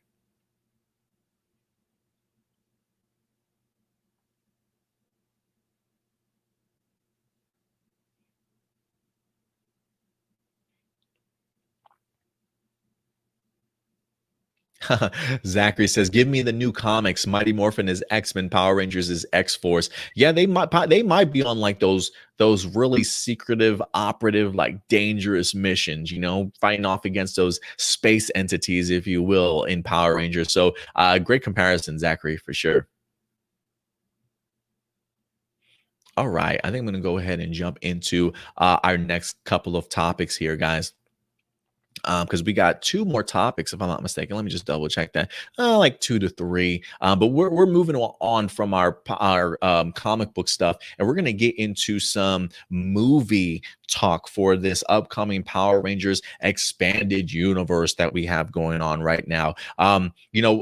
Things are moving very fast. It feels like in regards to Hasbro. Maybe not necessarily fast. Maybe a lot of this stuff has been put together behind the scenes, but they're definitely unveiling a lot of this information right off the bat. I mean, they're definitely not playing around at all. They're putting all their pieces into place so they can start producing things and getting things put together for the future. And I'm here for it, guys. A couple of weeks ago, we got introduced to Jonathan Entwistle. That's going to be overseeing the new Power Ranger franchise here. He's going to be the Power Ranger architect, if you will. He's going to be overseeing all the projects from film to live action and animation. He actually will be directing as well a lot of the live action and movie side of things also. But listen, Jonathan Entwistle can't do it alone. No, sir, he certainly can't. While he is directing and overseeing, you still need somebody to come in and do some writing. And so, ladies and gentlemen, introducing us to Bryan Edward Hill. This comes to us from Deadline.com. E1 and Hasbro wind up tapping Bryan Edward Hill to write a new Power Rangers movie. Let me go ahead and pull this up for you guys, so we can get into this article real quick. Make sure that this screen is okay. Perfect.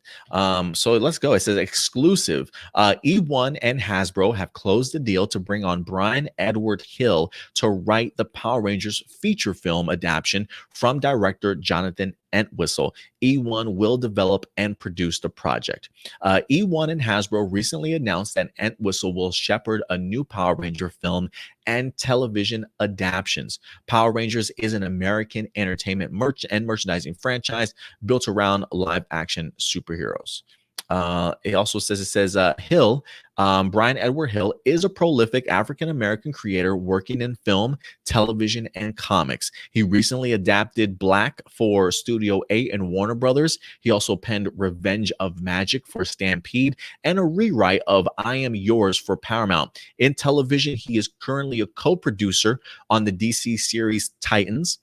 Over the last year, he has also written some of the biggest comics from Marvel, DC, Top Cow, Boom, and Vertigo. So Bryan Edward Hill definitely has some experience, especially when it comes to writing, whether it be for television, maybe from some smaller movies, if you will, and specifically comic books. But welcome Bryan Edward Hill to Power Rangers, guys. Welcome him. Let me see if I can also pull this up here. This actually came from Bryan Edward Hill himself over on Twitter, saying, "I'm incredibly excited about this. I love Jonathan's work before I came aboard this. And when I heard his ideas, I immediately got stoked. This is one of those, wow, I get to do this job projects, and you guys supporting my work helped me get it. Thank you. I appreciate you." So again, that's from Bryan Edward Hill, the new writer of Power Rangers movie going forward. Now, this isn't the first writer that's been attached to it. When Paramount initially was going to be doing the Power Ranger movie, when they did go ahead and bring Jonathan Entwistle on, there was a writer attached. Patrick Burleigh, I believe, who was the writer for Peter Rabbit 2, was actually penned to write the script for the Power Ranger movie. So we had Patrick Burleigh and Jonathan Entwistle when the movie was over at Paramount. But now that it has moved from Paramount over to Entertainment One, we now have a brand new writer that's being brought on board by E1 and Hasbro and Bryan Edward Hill. So for me, this is fascinating on a couple things. If anything, this does make me kind of wonder what the future of the script is going to look like going forward, right? If you guys recall, the Illuminati did do an article back in July in regards to updates on the movie script details. Now, I'm assuming those details that we wind up getting were probably details that were in the Patrick Burleigh script. I am fascinated to see exactly, pun intended, how the script is going to morph now. What is it going to change into now that we have a brand new writer on board, right? Are some of those points that the Illuminati brought to our attention, are those some of Jonathan Entwistle's visions and ideas that we're going to stick with, right? But just maybe a different storytelling aspect of it? Or are we going to be getting completely new details, right? The one thing that we've talked about when we did do our Hasbro split and Power Ranger movie video back in July, one of the things that we said was that scripts change. Scripts change all the time. You don't just take the first script you have and then go make a movie with it. No, you usually sit down, we'll do a couple of run-throughs, a couple of different drafts until you have the script that you certainly want. And then even then, there are certainly some cases of people that I've heard rewriting the script on set as you're moving from different sections that you're filming and things like that. So scripts can always be in motion at any given time. It just really depends on what the project is. So coming into this, we had a lot of assumptions as to what the movie might be about. I am kind of wondering if those ideas are certainly still going to remain intact. So it'll be interesting as we go further for this movie to see what other details wind up coming out, if we get further information about what the script might turn into, or for the most part, if Jonathan's vision is his vision and what we've seen so far is really what we're going to be getting. So I'm excited for this. When I wasn't too familiar with Bryan Edwards Hill's work, I just wasn't.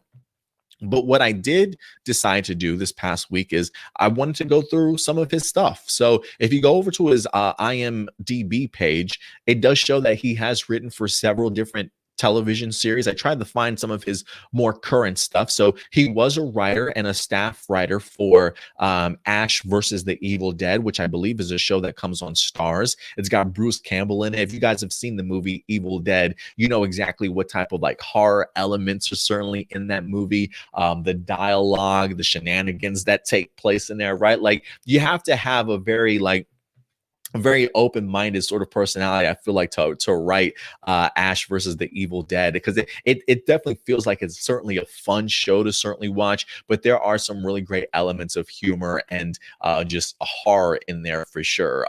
Language, I mean, it's all over the place. It's a mess, but it was actually pretty enjoyable. It does show that he was a staff writer mostly for season 3 of Ash versus the Evil Dead, which I watched. He did specifically write one episode that season, which I really enjoyed. I thought he did a really good balance of great action, honestly, great dialogue, and really great pacing throughout the episode. It was actually one of my favorite episodes of that season. So really impressed with what he was able to do with the Ash versus Evil Dead. I believe if you are interested, it's season 3, episode number 8. Bryan Edward Hill actually wrote himself. So definitely go ahead and check that out. But it also says that he's a co-producer for Titans. Now, when you go to his IMDb for Titans, it shows him as sort of like the executive story editor, right? So while I don't think he's the full writer of this season, he really oversees the writing that's kind of taking place. He is that top editor. He's the person that gets the scripts, reads them, makes sure that they're ready to kind of go into production, if you will, right? So he's very familiar with these characters, and he has written at least 3 Titans episodes, 2 in the first season and then 1 in the second season. Now, I didn't go back and rewatch season 1 of Titans, but I did go ahead and watch his episode of Titans here in season 2, which was the Bruce Wayne episode, where we got the opportunity to see Ian Glenn playing Bruce Wayne once again. And there are some really great aspects of that episode that I love, and there are some that I just was not the biggest fan of. Like the Dick Grayson and Bruce Wayne stuff. Like, I love how he writes Bruce Wayne sort of as this consciousness in Dick Grayson's mind, how he's always in the back of his head kind of talking to Dick Grayson, even though other people can't see him, right? There is a great sort of inner dialogue between these two while Ian Glenn is present as Bruce Wayne in Dick Grayson's head. I honestly love just how deep they really go into that. And it seemed like it was a fun episode. He had some fun when he was writing it. He even gave like Ian Glenn a dance scene, a dance part and things like that. Like, so for me, I think that was one of the episodes that really won me over of Ian Glenn as Bruce Wayne. I thought the relationship between those two were really great, great dialogue. If there was anything that was a little cringeworthy for me in that episode, I was not the biggest fan of Jason Todd and Rose Wilson, Robin and Ravenger, if you will, for the comic book fans out there.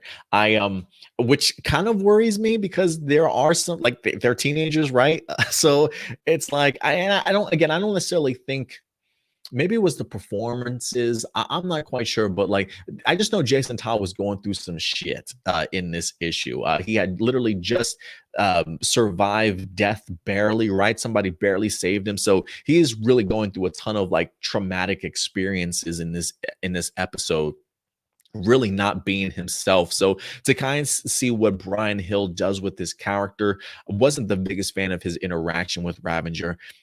The season could be a little bit all over the place sometimes, but there are some great elements to Titan season 2 that I'm glad that Bryan Hill was able to tap into this issue. So, you know, for me, I still feel like the verdict is out there for Bryan Edward Hill. I haven't read any of his comic book stuff, but from the stuff that I have seen, I've definitely have enjoyed it. I definitely have enjoyed it. I'm just trying to maybe put the pieces together to see how, you know, Hill's vision and some of like his thought process, how it would work with Jonathan Entwistle's, you know, but seeing some of what Jonathan has done and seeing what Hill has done, I can definitely see those two working together. I feel like their chemistry and their connection would be great because they do have a great balance, I feel like, of storytelling, yet being able to put in some great character work, some great humor if you need to. So there, I feel like there is a pretty cool balance, but a lot of the stuff that I have seen from these two have been more mature stuff, you know, especially the Ash versus the Evil Dead, F-bombs and violence and gore and things like that, right? So Hill definitely has pushed the envelope in some of his writing and things like that. Same thing with Titans. Titans is a TV MA, you know, more mature themes, cursing and you know, action sequences and things like that. He's used to balancing multiple characters in one episode, which I think certainly benefits him when you have an ensemble cast like that, right? When you have to deal with 5 people, 5 main characters, you know what I mean? So Hill definitely knows how to balance out really great storytelling. And honestly, I'm gonna be honest with you, I'm wondering, because of the fact that they're getting these directors and writers from these television shows that are on Netflix and streaming services and cable television, like, are these episodes of these live action series that we're going to get, are they going to be hour-long stuff? Are they going to be like 45 minutes to 50-minute sort of content going forward instead of like the 22-minute type stuff? Like, I just feel like these type of writers shouldn't be tied down to sticking in a format of a 30-minute episode. If you can tell a more compelling episode within an hour, I would love to see that. That's the only reason why I'm bringing it up, is just because of what their past material has been that they've really worked on, their formats and things like that. Maybe they can change up their storytelling to 20 to 30 minutes, but I really want to see them dig deep into some of these characters and giving us nice 45-minute long episodes. But we'll see what happens. We'll definitely see what happens. But listen, guys, at the end of the day, Bryan Hill is here to stay. I did not mean for that to certainly rhyme, but it definitely did. So I'll take it. But yeah, guys. So Bryan Hill is in fact the new writer for the Power Rangers movie. Again, it'll be interesting to see what details about the script change, or if they kind of stick with what they have, and or some of the vast ideas from Jonathan Entwistle, and we'll see if some of those ideas wind up actually sticking through the entirety of production. So we'll see what happens. Hopefully we get some further details going forward. But I love the idea that Hasbro is pulling the trigger on a lot of this stuff. Jonathan Entwistle announcement, Bryan Edward Hill announcement, right? It feels like they're picking up momentum and starting to put a lot of this stuff into production. So I'm really glad that we're going to be getting ourselves some great content sooner rather than later. So definitely let me know your thoughts, guys. Bryan Edward Hill, the new writer of the Power Ranger movie, being replacing Patrick Burley. So what are your thoughts? Do you think that he's the man for the job? Have you seen any of his work? What's your level of enthusiasm? Certainly go ahead and let me know your thoughts in the live chat and comment section box below. And then the last topic, guys, that I want to talk a little bit about is really in regards to just this expanded universe that we certainly have going on right now. No Pink Spandex on Twitter, which is another great Twitter handle. I would definitely recommend you guys check out No Pink Spandex. I feel like this site and the Power Scoop do a really great job of keeping us up to date on behind the scenes stuff that's going on, and always has it in like one central location where you can find all this stuff. So they did talk a little bit about Jonathan Entwistle this past week. I feel like Bryan Goldner from HBO, from Hasbro, CEO, he recently came out and said some things also in regards to it, and just further clarification as to what we're really going to be getting for this expanded universe. So what No Pink Spandex is referring to in regards here to Jonathan Entwistle, let me go ahead and bring up this article, because he definitely he sat down with, I think, insider.com, and he talked a little bit about the idea of his collaborations with Netflix. Like, the article itself wasn't specifically about Power Rangers. It was really about the idea of Netflix and their cancellation of a lot of their shows, because Jonathan Entwistle, unfortunately, has been bitten by this bug, if you will, right? The end of the effing world, which I think only had maybe 1 or 2 seasons.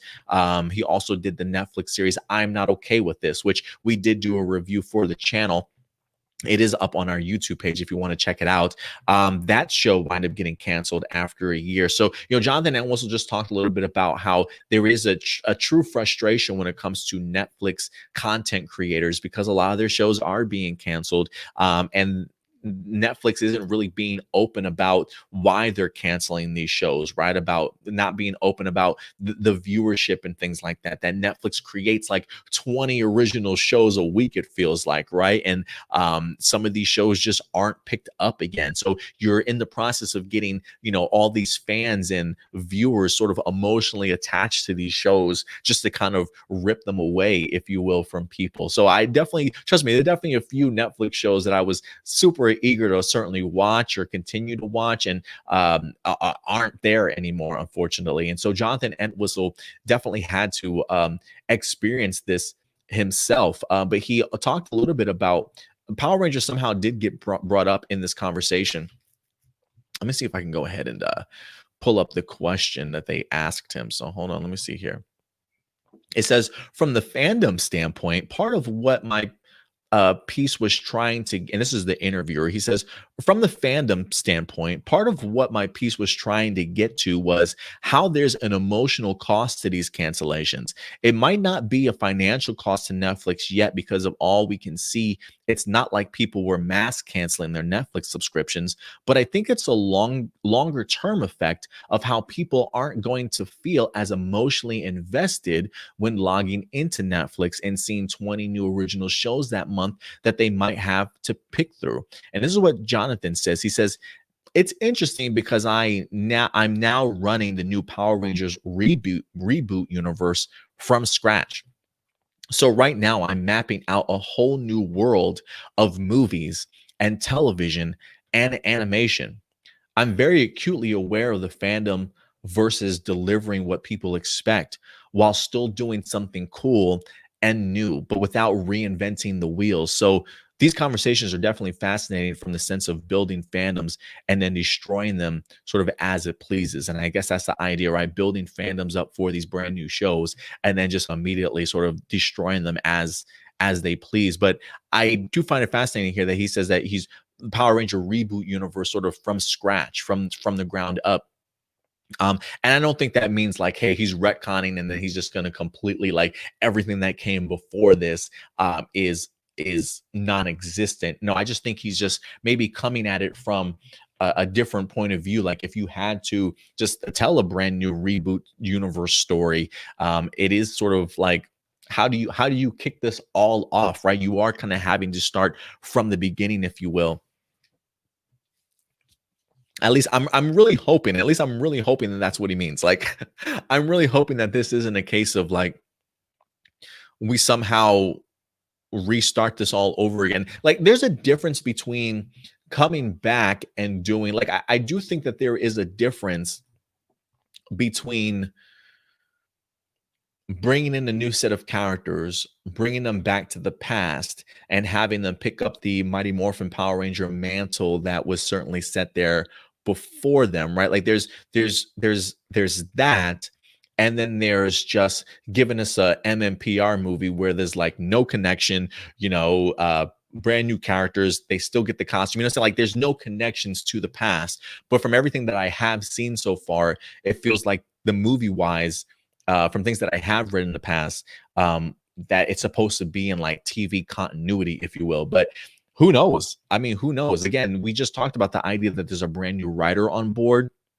Maybe the script has changed at some particular point in time. I have no idea, but to me, at least, it just feels like the idea of like, hey, I'm having to come up with brand new original ideas, right? Like I don't have footage to adapt from. I don't have novels to adapt from. This is coming from my own brain of how do I reboot this particular universe here from the ground up, right? And so I definitely do think that that's fascinating. So the fact that he's even mapping out a whole new world of movies, he's talking plural here, right? So we're talking long term television and animation. Just really again goes to confirm just how much Jonathan Entwistle really is going to mean to this franchise, certainly going forward. Like it's even though he's bringing in writers, make no mistake, he definitely is that Kevin Feige in the sense that while Kevin Feige doesn't direct, Kevin Feige oversees and he plans, right? And he puts these connective tissues together, if you will. So that's Jonathan Entwistle right there, the new Kevin Feige for Power Rangers. So I'm eager to see how this comes together. Again, this is all still very early on in the process of us fully understanding what we're getting. I feel like Hasbro continues to be vague about not going into full detail about everything, but just transparent enough to let us know, hey guys, we're working really hard behind the scenes to put something really special together for you guys. So be patient and more information will certainly come. So I am really curious to know your guys's points of view in regards to that just a little bit more. But I'm glad to see that Jonathan Entwistle is really diving deep into this Power Ranger lore, and hopefully will bring us something spectacular. I did want to go ahead and bring this up also because Bryan Goldner was on a call this week for Hasbro's third quarter, if I'm not mistaken. Talking like their earnings call that they usually have every quarter, like every 3 months or so. Let me see if I can bring, if I still have this or not. But this one also came to us from No Pink Spandex. Hasbro CEO Bryan Goldner, Entwistle has come on board. He'll be handling the development of both live action TV around Power Rangers, in addition to the kids-oriented TV show that it's in its 27th season. We'll also be working on a live action film. So I find it interesting in here that Bryan Goldner is talking about the idea of Entwistle not only doing live action television series, but he does say in addition to the kids oriented TV show that's in its 27th season. I am kind of curious what this means by Bryan Goldner. We've talked about the idea a little bit of, the one thing that I felt like Power Rangers or Hasbro has to really do a good part of is really understanding that they have several different generations that are watching Power Rangers, right? Those kids that grew up back in the 90s as kids for MMP are older now, and some of them certainly still watch the fandom, right? So you have to start appealing to not only children but everybody in general, right? And so when we brought in Jonathan Entwistle here, we started talking about him. One of the things that they've really pushed is for us to understand that Jonathan is creating non-kid sort of Power Ranger material.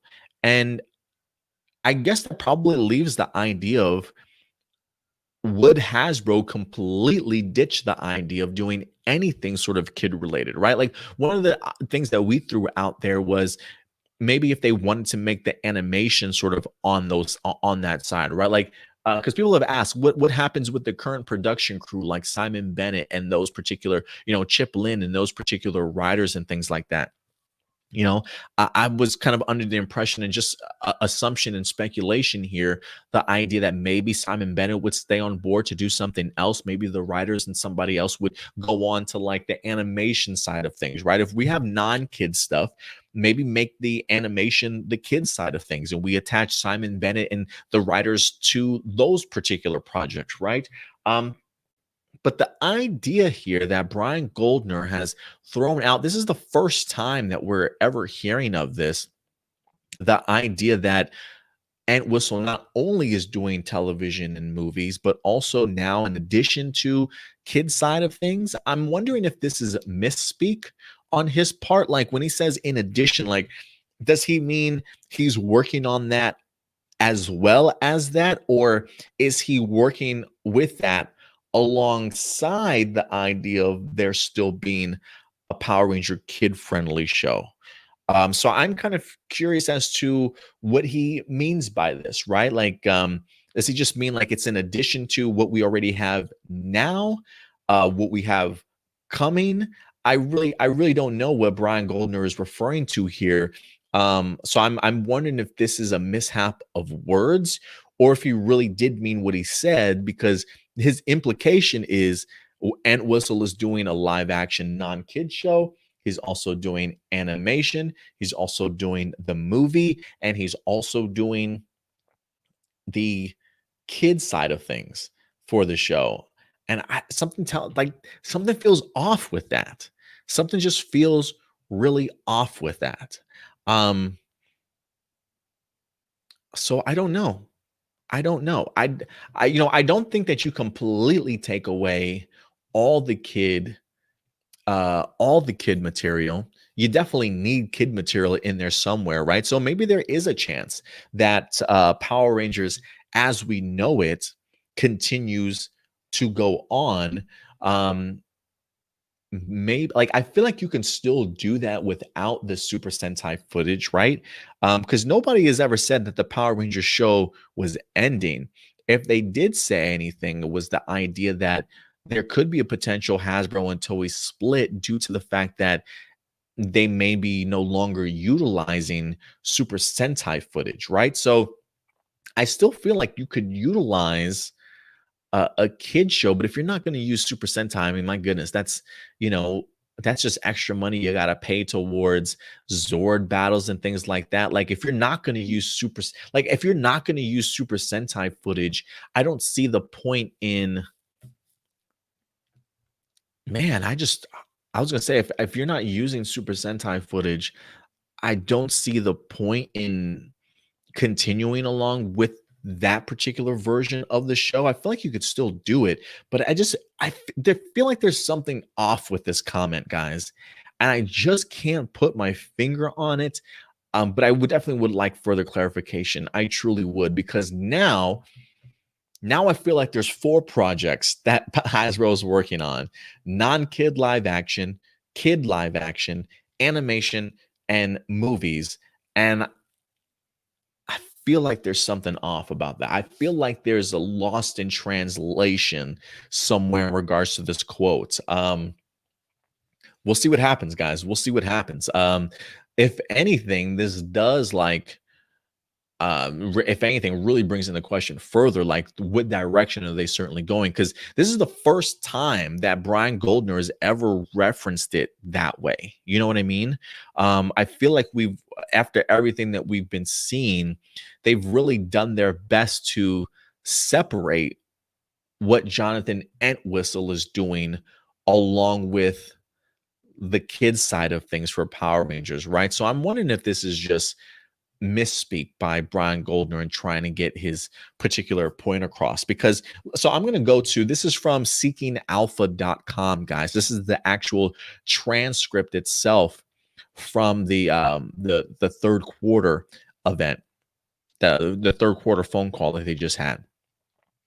Let me try and bring up Bryan Goldner's comments here, because he does talk a little bit about.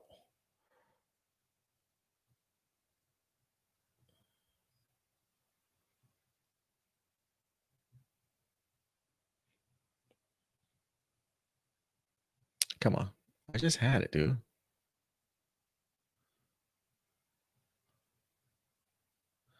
Okay.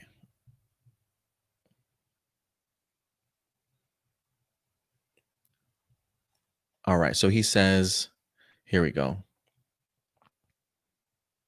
So he comes on the call. He's talking a little bit about Magic the Gathering, Monopoly, Dungeons and Dragons.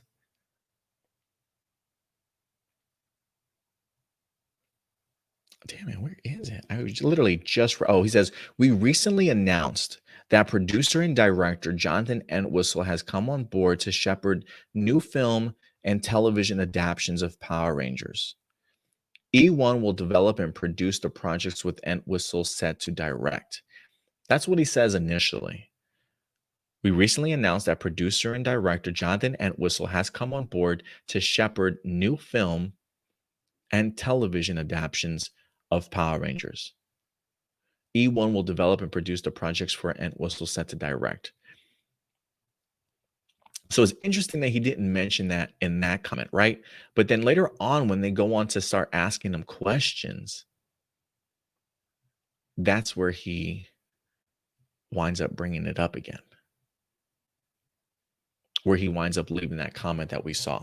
So I don't know what to think of this guy. So who knows? Maybe in some way there will be a live action kid version of Power Ranger, if you will. Will that include Super Sentai? Will that not include Super Sentai? Who knows? I just find it interesting that despite the fact that they continue to talk about Power Rangers, kid or non-kid, they yet to talked about their partnership with Toei and the utilization of Super Sentai footage, I feel like. So it'll be interesting to see how this happens, guys. But the plot thickens. The plot thickens when it comes to everything that's happening in regards to this. So let me ask you guys, what do you guys think? Do you think that this is a miswording, like a lost in translation in regards to this from Bryan Goldner? Do you think that you think Entwistle is really working on all aspects of Power Rangers, kid and non-kid, or do you think that this is just I don't know what to think of this, guys. Let me know what you guys think of this or make out of this. I feel like this is the first time I'm really like just kind of caught at a crossroads of like not sure where to go with this. I'm still leaning towards the idea that this is a lost in translation sort of comment. But I do think it is important that you keep kid elements involved. So we'll see what Power Rangers ends up becoming. Like for me, it's just hard to like for me, I guess it would just be weird to see how are you going to mesh and mold non-kid stuff together. It feels like it's a project that's even beyond my comprehension of how you make something like that so connected, right? We'll see. We'll see, guys. But let me know your thoughts in regards to some of the Bryan Goldner comments and Jonathan Entwistle comments in the description box or the live chat below, guys. And with that out of the way, I think we're going to go jump into your live viewer questions before we wrap up this episode. So let me see if anybody has posted or submitted any questions. So let's see here.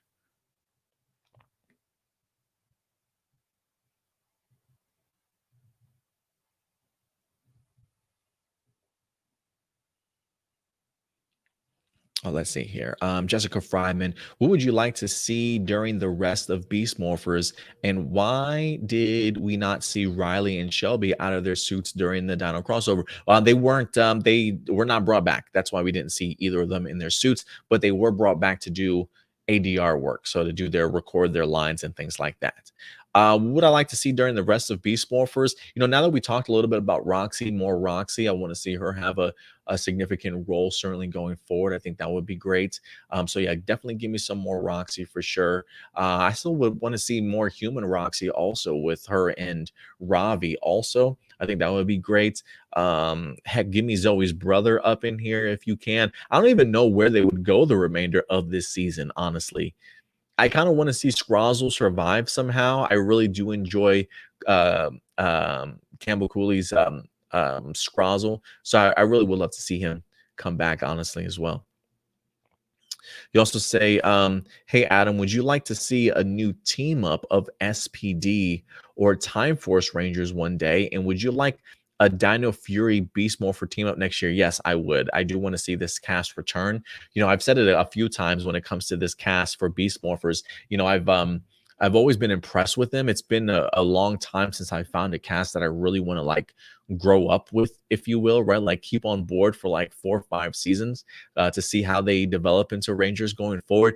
The Beast Morphers cast would be that team for sure. But yeah, no, I would love to see him come back. I hope the Dino Fury and Beast Morphers team up is almost a must. So I definitely hope that we wind up getting something like that. Would you like to see a new team of SPD or Time Force Rangers? I think that would be cool. Like I wouldn't mind the idea of like season 2 of some of the things that we've already seen before, of brand new team members, you know what I mean, or new cast involved. I would be down for that. Like there is an element of excitement that I'm kind of getting.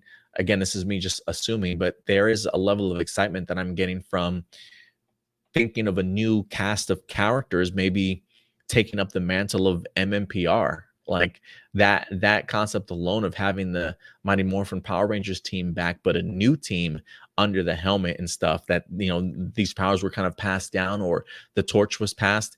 That type of stuff I get really giddy over. So yeah, bring it on, man. Bring it on. I do believe I've got a question from Johnny. Yeah, Johnny has a couple questions also on his Facebook, from the Facebook side of things. He says, since Jonathan is going to tackle both live action series for both kid and non-kid oriented, does that mean that Hasbro will keep the continuation of the Sentai adaptation season alive in some form? Honestly, Johnny, I don't know. It's really speculation still. And I feel like this is the first time that we've heard of it, right? This is the first time that we've heard, I feel like, them talking about Jonathan Entwistle's involvement in the kid side of things. They've done such a interesting job, I feel like, of trying to, especially in their own press release, in separating what Jonathan Entwistle was working on and what we have currently on television, right? When you tell me you're going to be doing a reboot or a reimagining of the franchise, my question then becomes, one, how do you keep the kid television show going the way that it is if you're reimagining and rebooting the universe? And secondly, is it needed if you're doing a reboot and you know what I mean?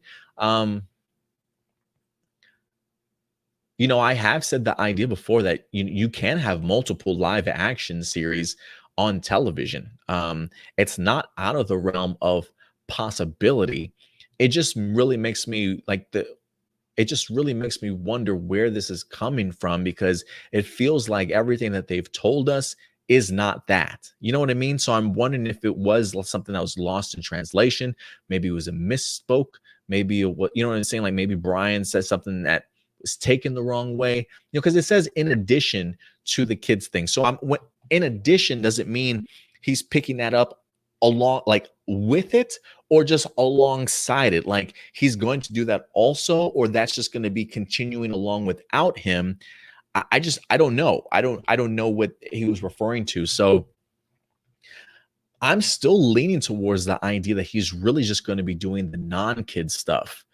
So, I mean, does that mean, it's possible. It definitely is possible. right? I mean, again, we've never confirmed that Hasbro and the toy split is happening. If anything, I've always led to the idea that I personally am still leaning towards that side, honestly. Um, but again, Hasbro has never come out and confirmed it as of yet, but all the pieces seemingly are pointing in that direction. So this is really a wrench just kind of thrown in there. So I don't really know what it means, to be honest with you, Johnny. So I really don't know what it means. He says, what do you think of the original weapons for the Dino Fury figures? Do you think the original weapons will appear in the show, and does it mean more original footage with the weapons? Probably. I hope they show up in the show, because they didn't have them, that's for sure, in the Real Soldier at all. But like, I loved Kai's or Ollie's, the Blue Ranger size that he wind up having. Those were pretty cool. They did have some great power ups, but I don't recall them having weapons outside of like their swords. You know what I mean? Do I think that they'll appear in there? Why not? Might as well. If you can design them, why not? And not only that, but also, if you guys did watch the broadcast for the Hasbro Pulse fan days that they had, or fan first fan, whatever it was, they did introduce our first villain also.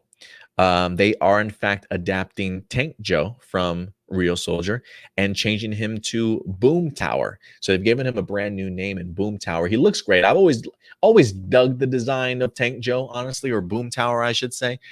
But I wasn't sure if they were going to utilize him or not. But if you're looking for a cool, like, beginner level villain to throw in there, why not? First couple of episodes here or there. Heck, maybe he just gets one episode. I have no idea. But I did love his design, so I would be interested to see how they utilize him going forward. Is he going to be like a full-time general all season long? Is he going to leave quickly and then have sporadic cameos like Real Soldier throughout, sort of thing? I would be fascinated to see how they adapt him. But the fact that Tank Joe is being adapted and he's already in figure form, or at least they're planning on putting him in actual action figure form, was pretty cool to me to actually see some of the stuff they were working on. You also say, are you excited about the PR cinematic universe, and what do you want to see happen? I am really excited for this cinematic universe. I truly am. For me, I really want to see brand new characters coming on board. Like, if I had my idea, we'd be brand new characters coming on board. Originally, guys, I was very much under the influence that, I would like to see them introduce us to a brand new team of Rangers. I would be okay with that. Like, if they wanted to create a brand new team, like power set and costume and stuff, I would be completely on board with that. But there is something, the part of me that's really starting to like the idea of a new team coming on board and being given the mantle of Mighty Morphin Power Rangers, and them giving us new seasons of MMPR. Continuing on that legacy that most people in the general public would know and recognize. Great way to bring back that series after how many seasons did we have? Like 5 or 6 seasons of Mighty Morphin, maybe 4 or 5. I can't remember off the top of my head, but yeah, I would love to see that. Some cameos, I still would love to see them, that while they are rebooting and reinventing or reimagining this universe of theirs, there are elements of past cameos, like past actors I certainly would like to still see involved. I like the idea of branching out and doing new things, as long as we're not forgetting the past that came before us, right? So I do hope that there are elements of some of these past Rangers still coming back and reprising their roles in some way, shape, or form. If it's not going to be in live action form, I really would like to see it in animation form, maybe bringing back some of these characters to do voiceover work, if you will. I would be completely okay with that if they decide to do something like that. But give me bold, give me hour-long episodes, give me 15, I would say 15 episodes maybe.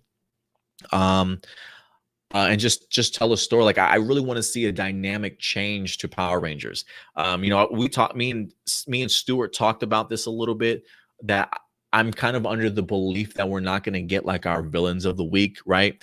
Our 20-minute wrap up episodes and then move on to then. I feel like storytelling wise is going to be significantly different. I think we're going to have one long story arc, maybe anywhere between 10 to 15 episodes. Maybe we get 2 or 3 villains throughout the entire season. Like I really want this to focus on maybe sporadic fights throughout the season. You know what I mean? Like, but with an overall point. Like I don't want to see the Megazord every episode defeating a monster. No, I want it to be more long form storytelling. It doesn't have to be in the same vein of like CW quality stuff, but I definitely just mean in the sense of like how you shape your episodes. You know what I mean? I think 10 to 15 episodes would be great. 45 to 50-minute length episodes also to go in there. I think you can really get some great depth out of these characters and tell some really provocative stories. I really want to see like them do a movie. And then out of that movie, they keep this particular cast and they launch into a brand new series.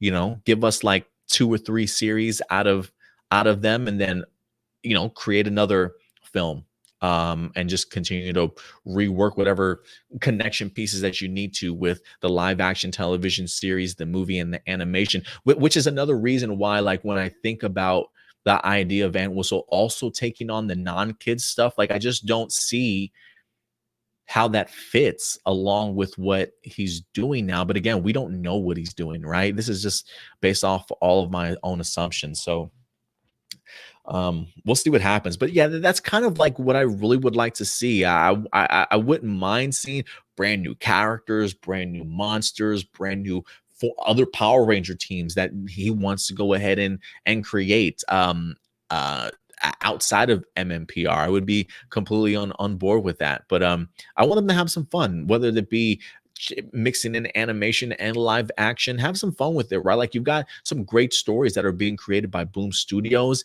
Maybe bring in Kyle Higgins or Ryan Parrott to be some sort of like a creative consultant, right? Like if they're not going to be writers on it, maybe bring them in to be some sort of producers on it so that they can have some sort of intake, right? Or some sort of input.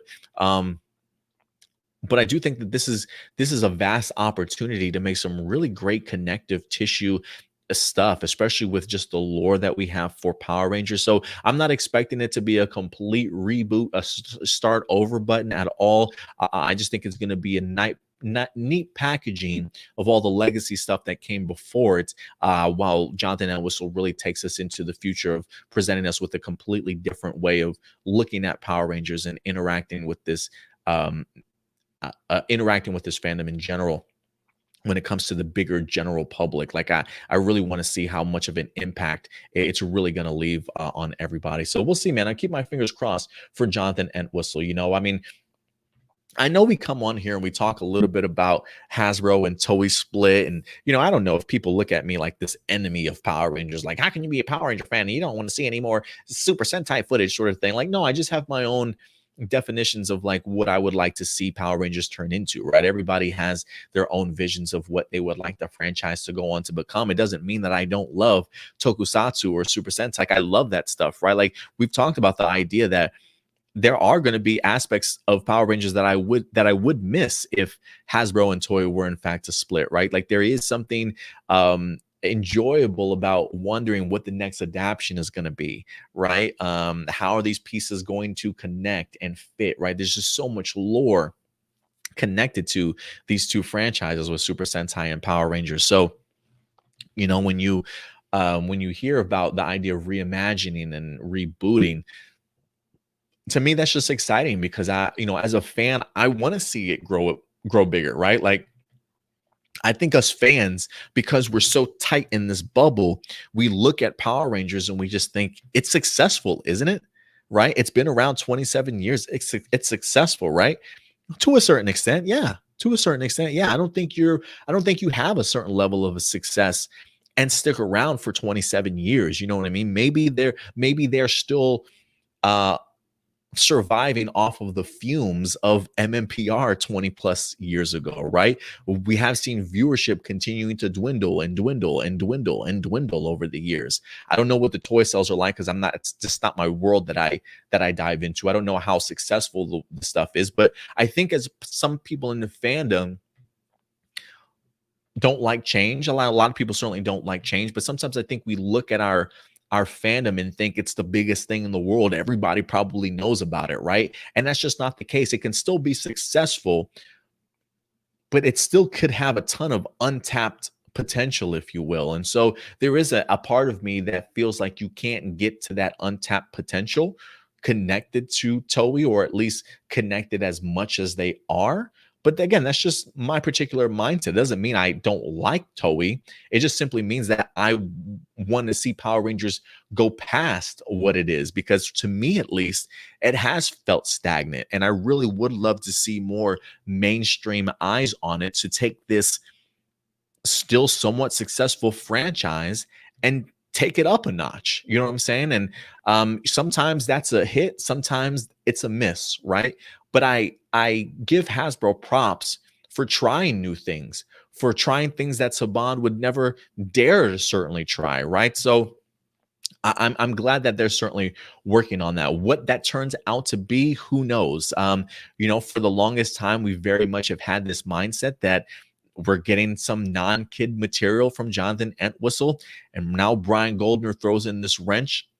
We'll see what that means for the franchise going forward. But I'm really excited for the future of Power Rangers. I truly am, regardless of what that means, right? There's a reason why we haven't said things are confirmed around here yet. We're just simply basing things off of plausibility and speculation, and how some of the news articles are in fact dropping to point to a certain direction.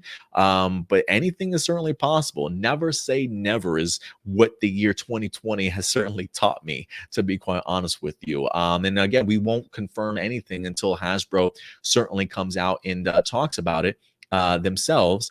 But it definitely does make Power Ranger news even that much more interesting, certainly going forward. And I look forward to picking the brains and picking apart certain articles coming forward as we wind up getting more new news. And of course, guys, listen, when we do get new information, we certainly will be keeping you guys up to date in regards to that as well. So definitely go ahead and continue to stay tuned here, guys, to A Plus More Phenomenal. So if you're not subscribed, what are you waiting for, guys? Hit that subscribe button. You know what I mean? We're not asking you to stop watching other Power Ranger channels, not at all. If anything, involve us into your fandom, right? Like, just add us on board, man. So hit that subscribe button along with that bell notification, so that when we do drop brand new videos, you guys will certainly be notified. I think other than that, I think that's going to be it for all of the live viewer questions. Let me just double check. I'm going to refresh my thing here, but I feel like when it comes to let me just check here. I think some people, I'm glad I checked this other. Yes, I'm glad I checked this other email address of mine. This is from JB says what? As a Ranger creator, I hear you every week saying for your channel to help it grow. What do you attribute to your growth?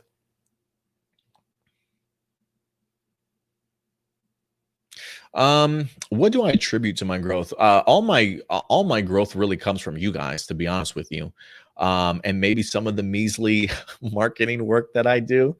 I feel like when it comes to our channel, the one thing that I always want to be able to provide people is a really safe haven for Power Ranger and Tokusatsu fans. I know we live in a world right now where everybody's opinions are sort of dissected and broken down and talked about and made fun of sometimes, right?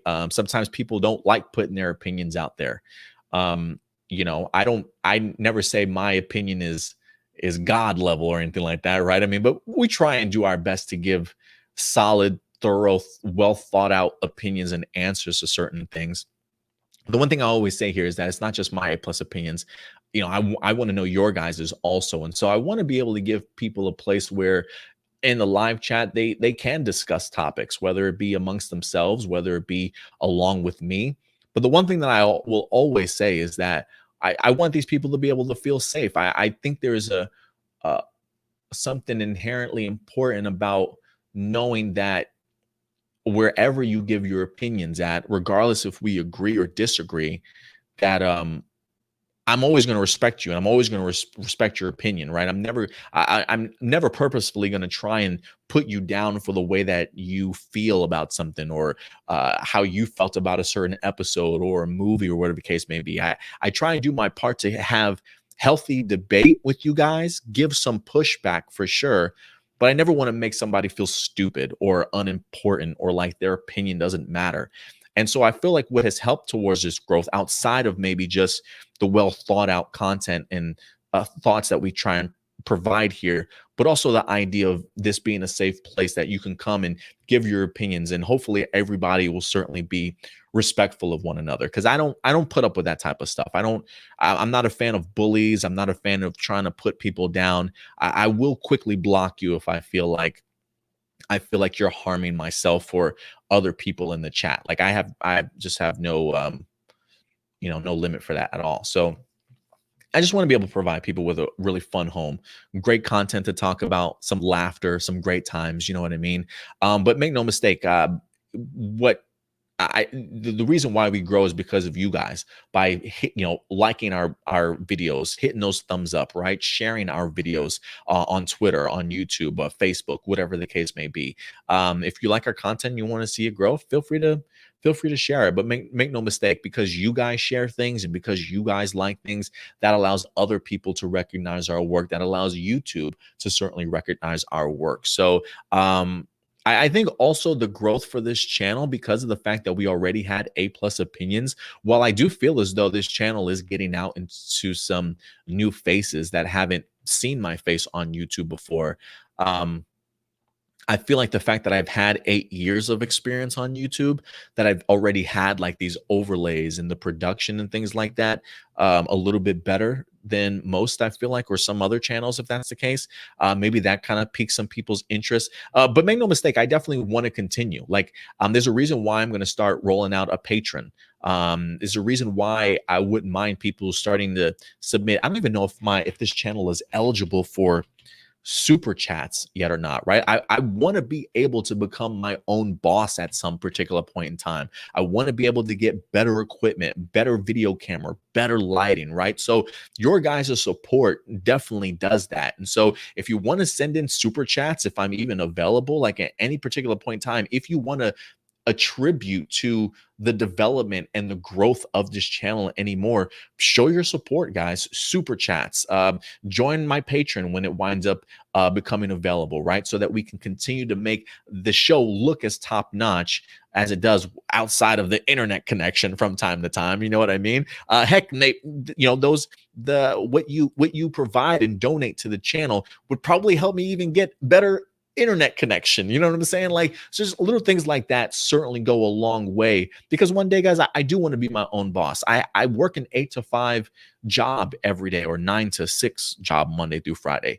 I would love to be able to create content on a regular basis for my YouTube channels. You know what I mean? This, knowing that my source of being able to keep myself alive and established comes from your guys' sort of support, if you will. So one of these days, I would love to become my own boss and really just do this full time if I can. So continue to do what you guys do. Share, like, because trust me when I say it goes a long way. Comment, all that stuff goes a long way. Trust me. You also say, now that we have a full Dino Fury cast, what do you think about how diverse the cast is? I love it. I love it. Chance Perez, clearly Hispanic. Russell Crowe, black guy. We got Hunter Deno, a white girl. I'm not sure. I'm assuming Kiwi for. I'm not sure what Kai is. I'm not really sure what Kai is, honestly. I'd be kind of fascinated to find out. But super diverse. I mean, I feel like you can't really go wrong with Power Rangers. I feel like they do such a great job of it. Also, we're going to have a black Gold Ranger also, if things hold up, right? He personally has not been announced yet. So we'll see what happens in regards to that. Anything can certainly change. But I love what I've seen. I think everybody looks great. They look like they're having a fantastic time out in New Zealand so far. I'm really eager to see what their chemistry is going to be like. But I feel like this is, I want to say one of the few, but Hunter, Russell, Tessa, really great sort of acting ability and talent under under their belt. So I'm really excited to see how they're going to lead this show, if you will, and hopefully uplift the others as well. Bonus question. He says, "How stoked are you about the future of Power Rangers? Do you think we can be as big as some of the other Marvel and DC franchises?" Yeah, I do. I definitely do, JB. You know, when we did our Hasbro and Toei split video back in July, and it is on our YouTube channel if you guys haven't had the opportunity to check it out. One of the things that I pointed out was an interview that Jasmeet Badawali, who plays Ravi in Beast Morphers, he came out and did an interview for comicbook.com, I believe.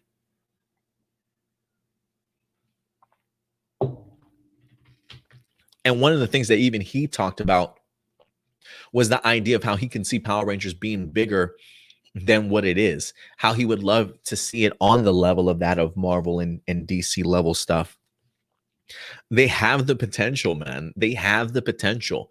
I think the uphill battle is going to be getting the general public to pay attention to it, right?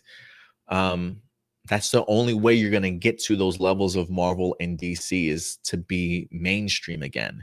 And that's the hurdle, right? I mean, you take a step back and you think about it for a minute, guys. We literally just had a movie about 3 years ago that while people watched the movie, majority of the people enjoyed it, it still was a flop at the box office.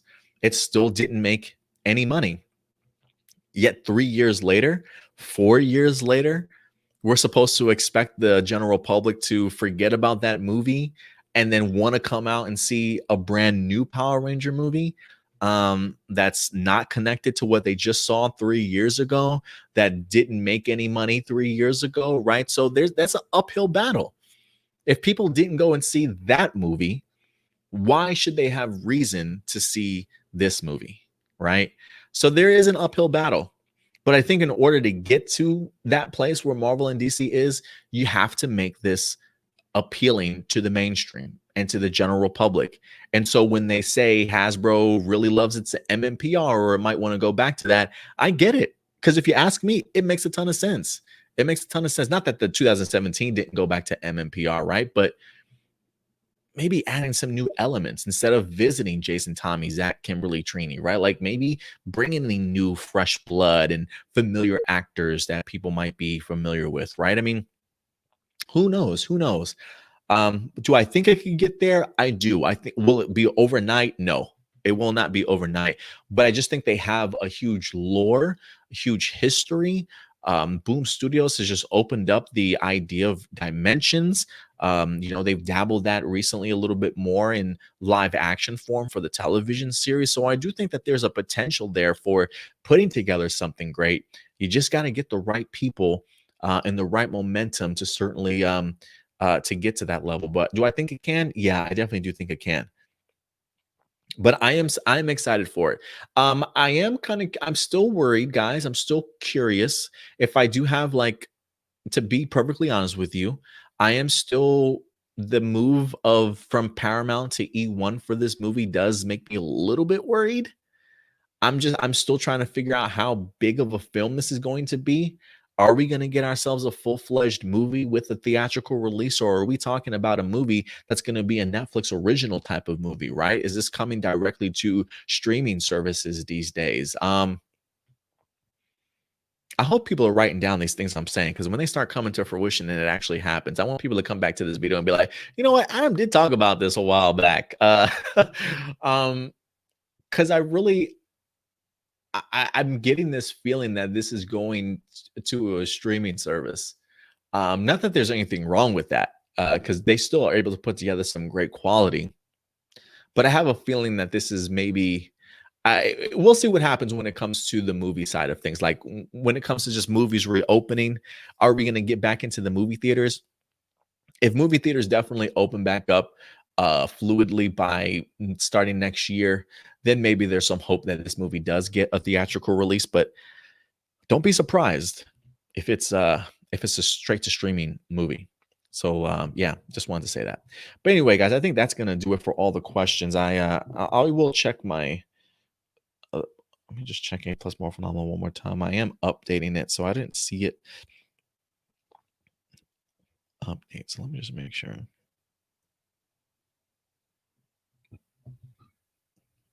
All right, let me jump into your comments here.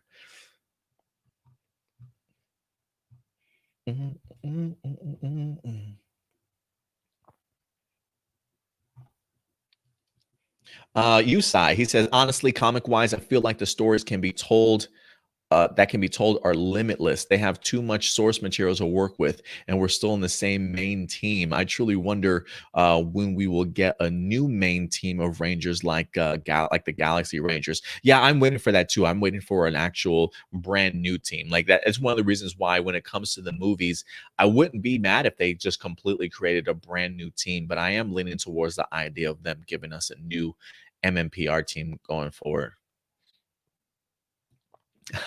Sarav says, I think Kylie Jenner and her party's Halloween getup as Power Rangers should help drum up some interest in the PR franchise. Most definitely, Sarav. Like, and that's the key, right? Like, if you can have an impact like that, like, and again, right, they didn't pick any other Power Ranger costumes to wear, right? They could have rocked anything, but over the 27 years of Power Rangers, what do the general public know?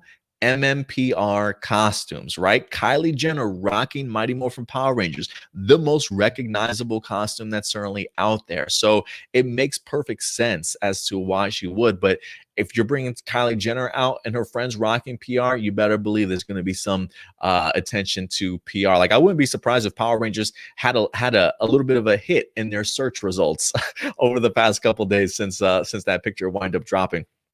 But yeah, if you can make something popular enough to where get eyes. I know Blossom says her costume are so disrespectful to Power Rangers. Listen, what did they say, right? Like any news is good news, or at least, no, that's not the truth. Any marketing is good marketing, right? The idea that it's even putting your name out there in the first place, regardless of what the costumes look, it's Power Rangers, right? So people are automatically going to be talking about Power Rangers just because of that. So yeah, I mean, if you can have people of popularity using it as a showcasing point, right? Then maybe you're doing something right. But I know some people, it might have rubbed some people the wrong way. But honestly, I just think highlighting Power Rangers in general is going to bring attention. And no, I'm not saying Kylie should be a Power Ranger. That's not what I'm not saying bring her on for the movie. She should be the new Red Ranger. No, please don't do that. No. Fire Drake says maybe the reboot PR series would have a new Ranger team. 5 men and then Jetmen to be the first PR team and would rename Mighty Morphin as Dino Force. Possible. Fire Drake, possible.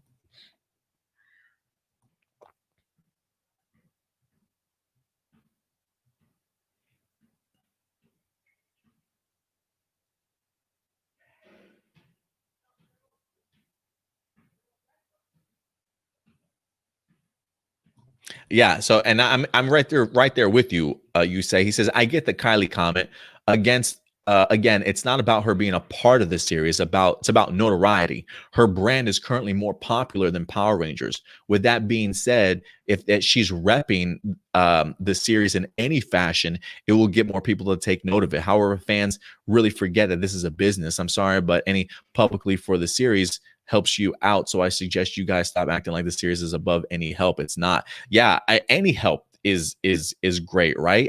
So I definitely agree with you, Yusai. You may not agree with how Kylie rocked the costume, right? You can crap on her all you want to, guys. I mean, I don't see any fault in it. I mean, I see women out. Listen, come on, guys. You know how many times I've seen people out here with midriffs and these sexy, costumes out here for Halloween? It's part of the norm. We can't get butt hurt when somebody wants to wear a sexy Power Ranger costume. If she wants to rock Power Rangers, let her rock Power Rangers. You know what Kylie is doing for your fandom? She's bringing recognition to your fandom. She's bringing eyes and letting people recognize your brand. And regardless in any, it's not like she was spitting and shitting and pissing on the costumes and ripping it up and graffiti. She was just rocking it for Halloween, right? You may not agree with how she rocked it, but the fact that she gave Power Ranger attention and it got eyes on our particular product along with hers, any help is help to get Power Rangers back in a fold, guys. We can't be picky when we get Power Rangers in that way. And I didn't see anything disrespectful about it, because trust me when I say that, I'm sure there's sexy Marvel costumes out there. I'm sure there are sexy DC comic book costumes out there, right? So it's part of Halloween. It's just part of Halloween and fashion, unfortunately. But yes, like I said, I completely agree with you. It's very much an idea of attention is on your fandom. Attention is on your fandom.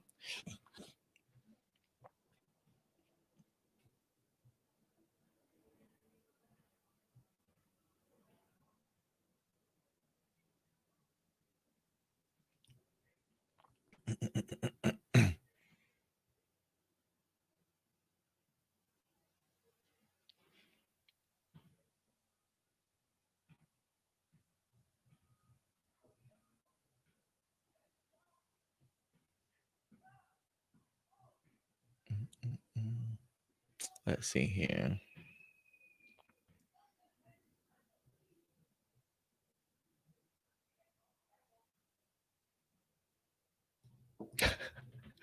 Bacon and sushi, man. We really got to work on this. He says, honestly, I don't care who's in charge of the development of Power Rangers, like the TV series. The writers in New Zealand are the real ones in charge. I'm looking at you, Alwyn and Becca. If you think that, Bacon and sushi, I'm sorry, man. I'm sorry. We're gonna have to educate you just a little bit more on how this works, because those writers in New Zealand are not in charge. Okay, they're definitely not in charge. So one of these days, Bacon and sushi, maybe you will understand the importance of why the people in charge of development of Power Rangers really should be the people that you pay attention to, because those are the people that put those writers in place, right? So yeah, just we got to work on this, Bacon and sushi.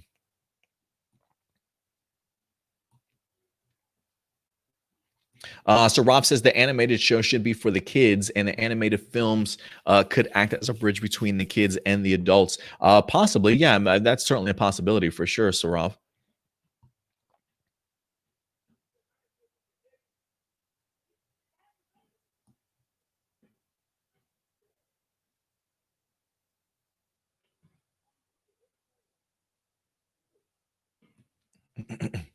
A few of us definitely still want some adaptions. Shadow Nova says, I still want Super Sentai adaptions. Doomsday says he still wants Super Sentai adaptions. So Rob says Super Sentai should still be adapted. They should make sure that they're not overly dependent on it. Who knows? I mean, I am kind of curious as to if Hasbro has been paying attention maybe the past several months, hearing maybe some people on Twitter, or then again, I am very much a believer in just not letting the noise dictate how you tell your stories. So a part of me hopes that they're not, but that definitely doesn't mean that they can't change their mind on things and take different stances after a while. When they see the reaction for some people. I personally, while I would, I don't mind the idea of Super Sentai adaptions continuing. I don't need them. I don't need it. I'm perfectly okay with just continuing to follow Super Sentai as a whole, and letting Power Rangers be its own thing. But that's just me.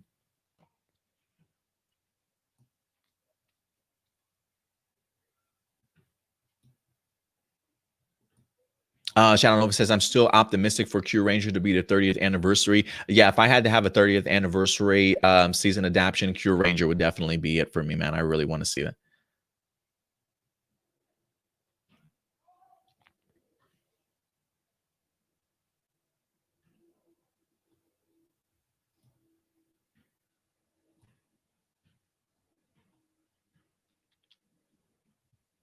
Shadow Gnome says, I don't see why we can't have the best of both worlds, whereas the people who still want the Sentai adaptations get them, and the people who want more mature stuff has that too. Yeah, there probably is a balance out there for sure. I just would be really interested to see how they plan on connecting all that stuff, or if they're just not going to connect the non-kid stuff, or the kid, if they're just not going to connect the kid stuff at all.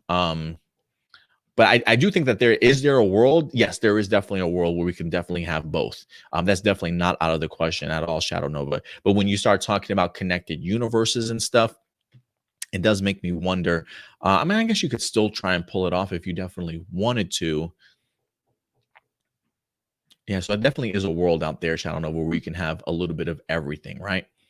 So maybe we will get a little bit of everything. Maybe we will continue to get our Hasbro, Toei Connection, Super Sentai adapted shows. But for the adults, we still get that extra oomph, if you will, right? Like maybe if the movie is in that particular world for MMPR, or I should say, if the movie is still set in that TV continuity, I still feel like you probably could create another team if you wanted to. As far as making them connected, though, like crossovers and stuff, I don't know, but we'll see what happens.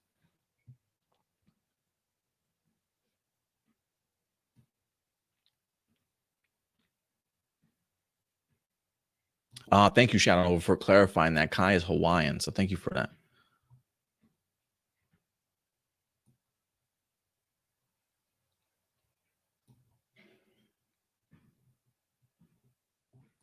Adam, Tony Robinson says, Adam, do you think the general audience will use the superhero fatigue excuse? Oh, where did I go? Do you think they'll use the superhero fatigue excuse to not give Hasbro Power Rangers movie a chance?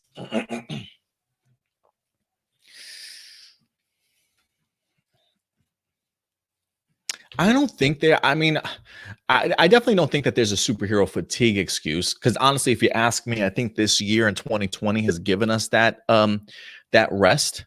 That's right, because now we're about to get hit with movies again in 2021. So I think we've been separated away from these big tentpole films long enough to where when they come back, people will probably be eating it up.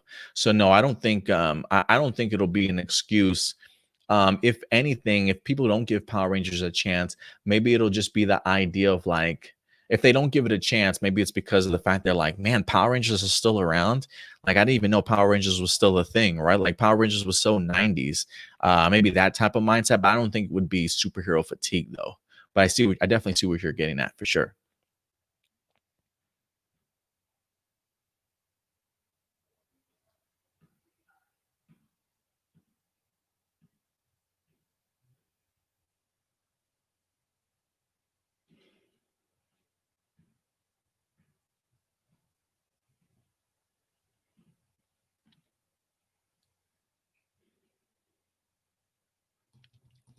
And Tony Robinson says, I'd rather a new original team from scratch instead of MMPR. I'm really starting to get tired of them.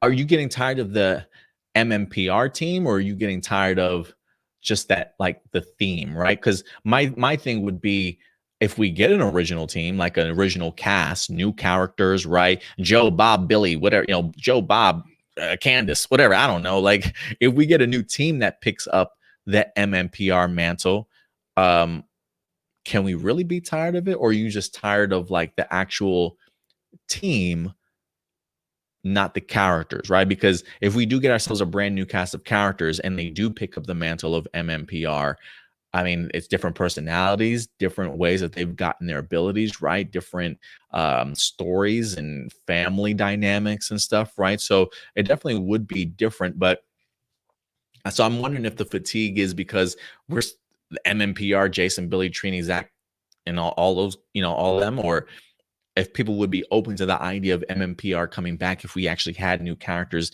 that were playing those characters. I would be interested to find that out.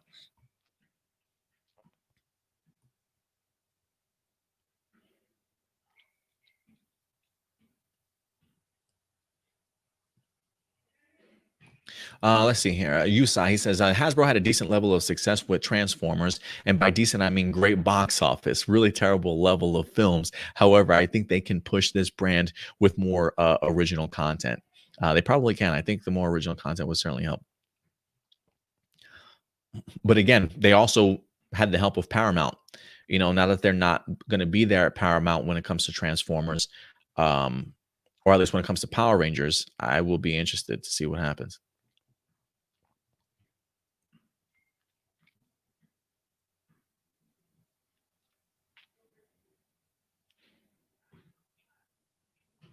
And then my last question here, Begging Sushi says, "How is Gadget doing?" She's sleeping somewhere. I think she's on my bed sleeping. Last I saw her, she was on my bed sleeping. Um, are you guys going out for Halloween? Yeah. Well, me and the girlfriend. I think she's got to. I'm probably going to wrap up here soon because I got to drive out to Fort Worth. Yeah, I think if anything, it's probably going to be, I think doing something for her business because she's in real estate. I think the place that we're going to is doing something for kids and costumes and like their parents and stuff like that. So probably handing out some candy. It's really going to be to promote her real estate business. So she's going to be handing out cards and talking to family and information and stuff. I'm dressing up as a Jedi, a very homemade Jedi costume. He said last year you were a dude wearing a dude under a blanket. No bacon and sushi. While I looked like a dude under a blanket, I was really a Sith Lord. Okay, there's a difference, man. No, I'm just kidding. No, I was sick that day. I was sick that day, and so I literally wore my blanket, my comforter, my bed comforter, and I wrapped myself around it. And I'm like just staring at myself in the mirror. I'm like, I kind of look like a Sith Lord. So I just took a picture. I was like, am I a Sith Lord or just a man that's fighting the cold or something like that? So yeah, but no, so she actually is. I think she actually did some research and like managed to put together like this homemade Jedi costume. And she came over this week and I tried it on and I was like, damn, this is pretty impressive for like somebody that went to like a thrift shop and like all these places and just put this stuff together. I was like, I'm hella impressed. So it should be fun. It should be a fun little time. It's not going to be anything too serious, but it should be a fun time to dress up with my girl and just enjoy the weather outside in October. You know what I'm saying? So it should be a good day today.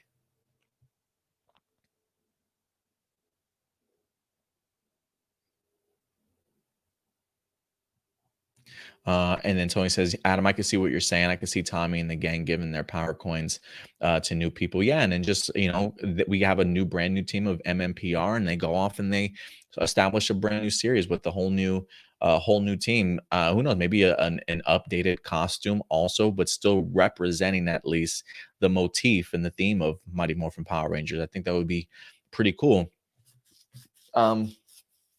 And then, yeah, maybe if they want to continue along with the Sentai adaptions and its own little world, it certainly can too. But for me, guys, I'm here for the reboot. Okay, I'm here for the reimagining. Don't get me wrong. Like, if we do, again, that's a big if. If we still do get Power Rangers the way that we've come to know it, that's great. I'll still watch it. It'll still be my little niche. But make no mistake, my pure excitement level is skyrocketing for this PR connected universe. I want all the non-kid stuff that I can handle. You know why? Because I'm a non-kid myself. So yeah, bring it on, Entwistle. I'm here for it, man. But other than that, guys, that's gonna go ahead and do it for us today.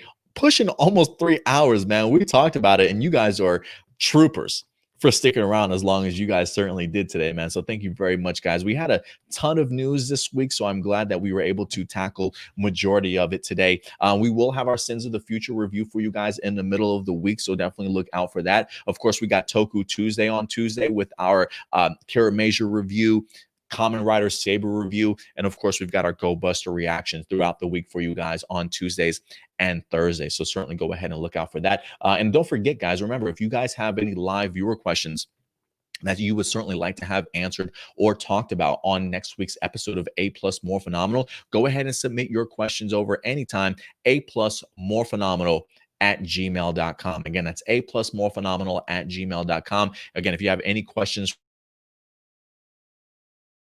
from topics or news articles or quotes that come out through the week, go ahead and send your questions over and we'll tackle it at the end of our show every Saturday live at noon Central Time, ladies and gentlemen. But other than that, that's going to go ahead and do it for us. Oh, real quick shout out. Thenora Rivendra. Thenora, what's up? I saw you popped in here real quick. Just wanted to say what's up. Thank you for coming in. I want to see the Cobra Kai cast as Rangers, Robbie as Green. That would be fantastic. You know, I started watching. That's a great suggestion, by the way, Thenora, in regards to that casting for Robbie as Green. I would be all for that. I've been watching.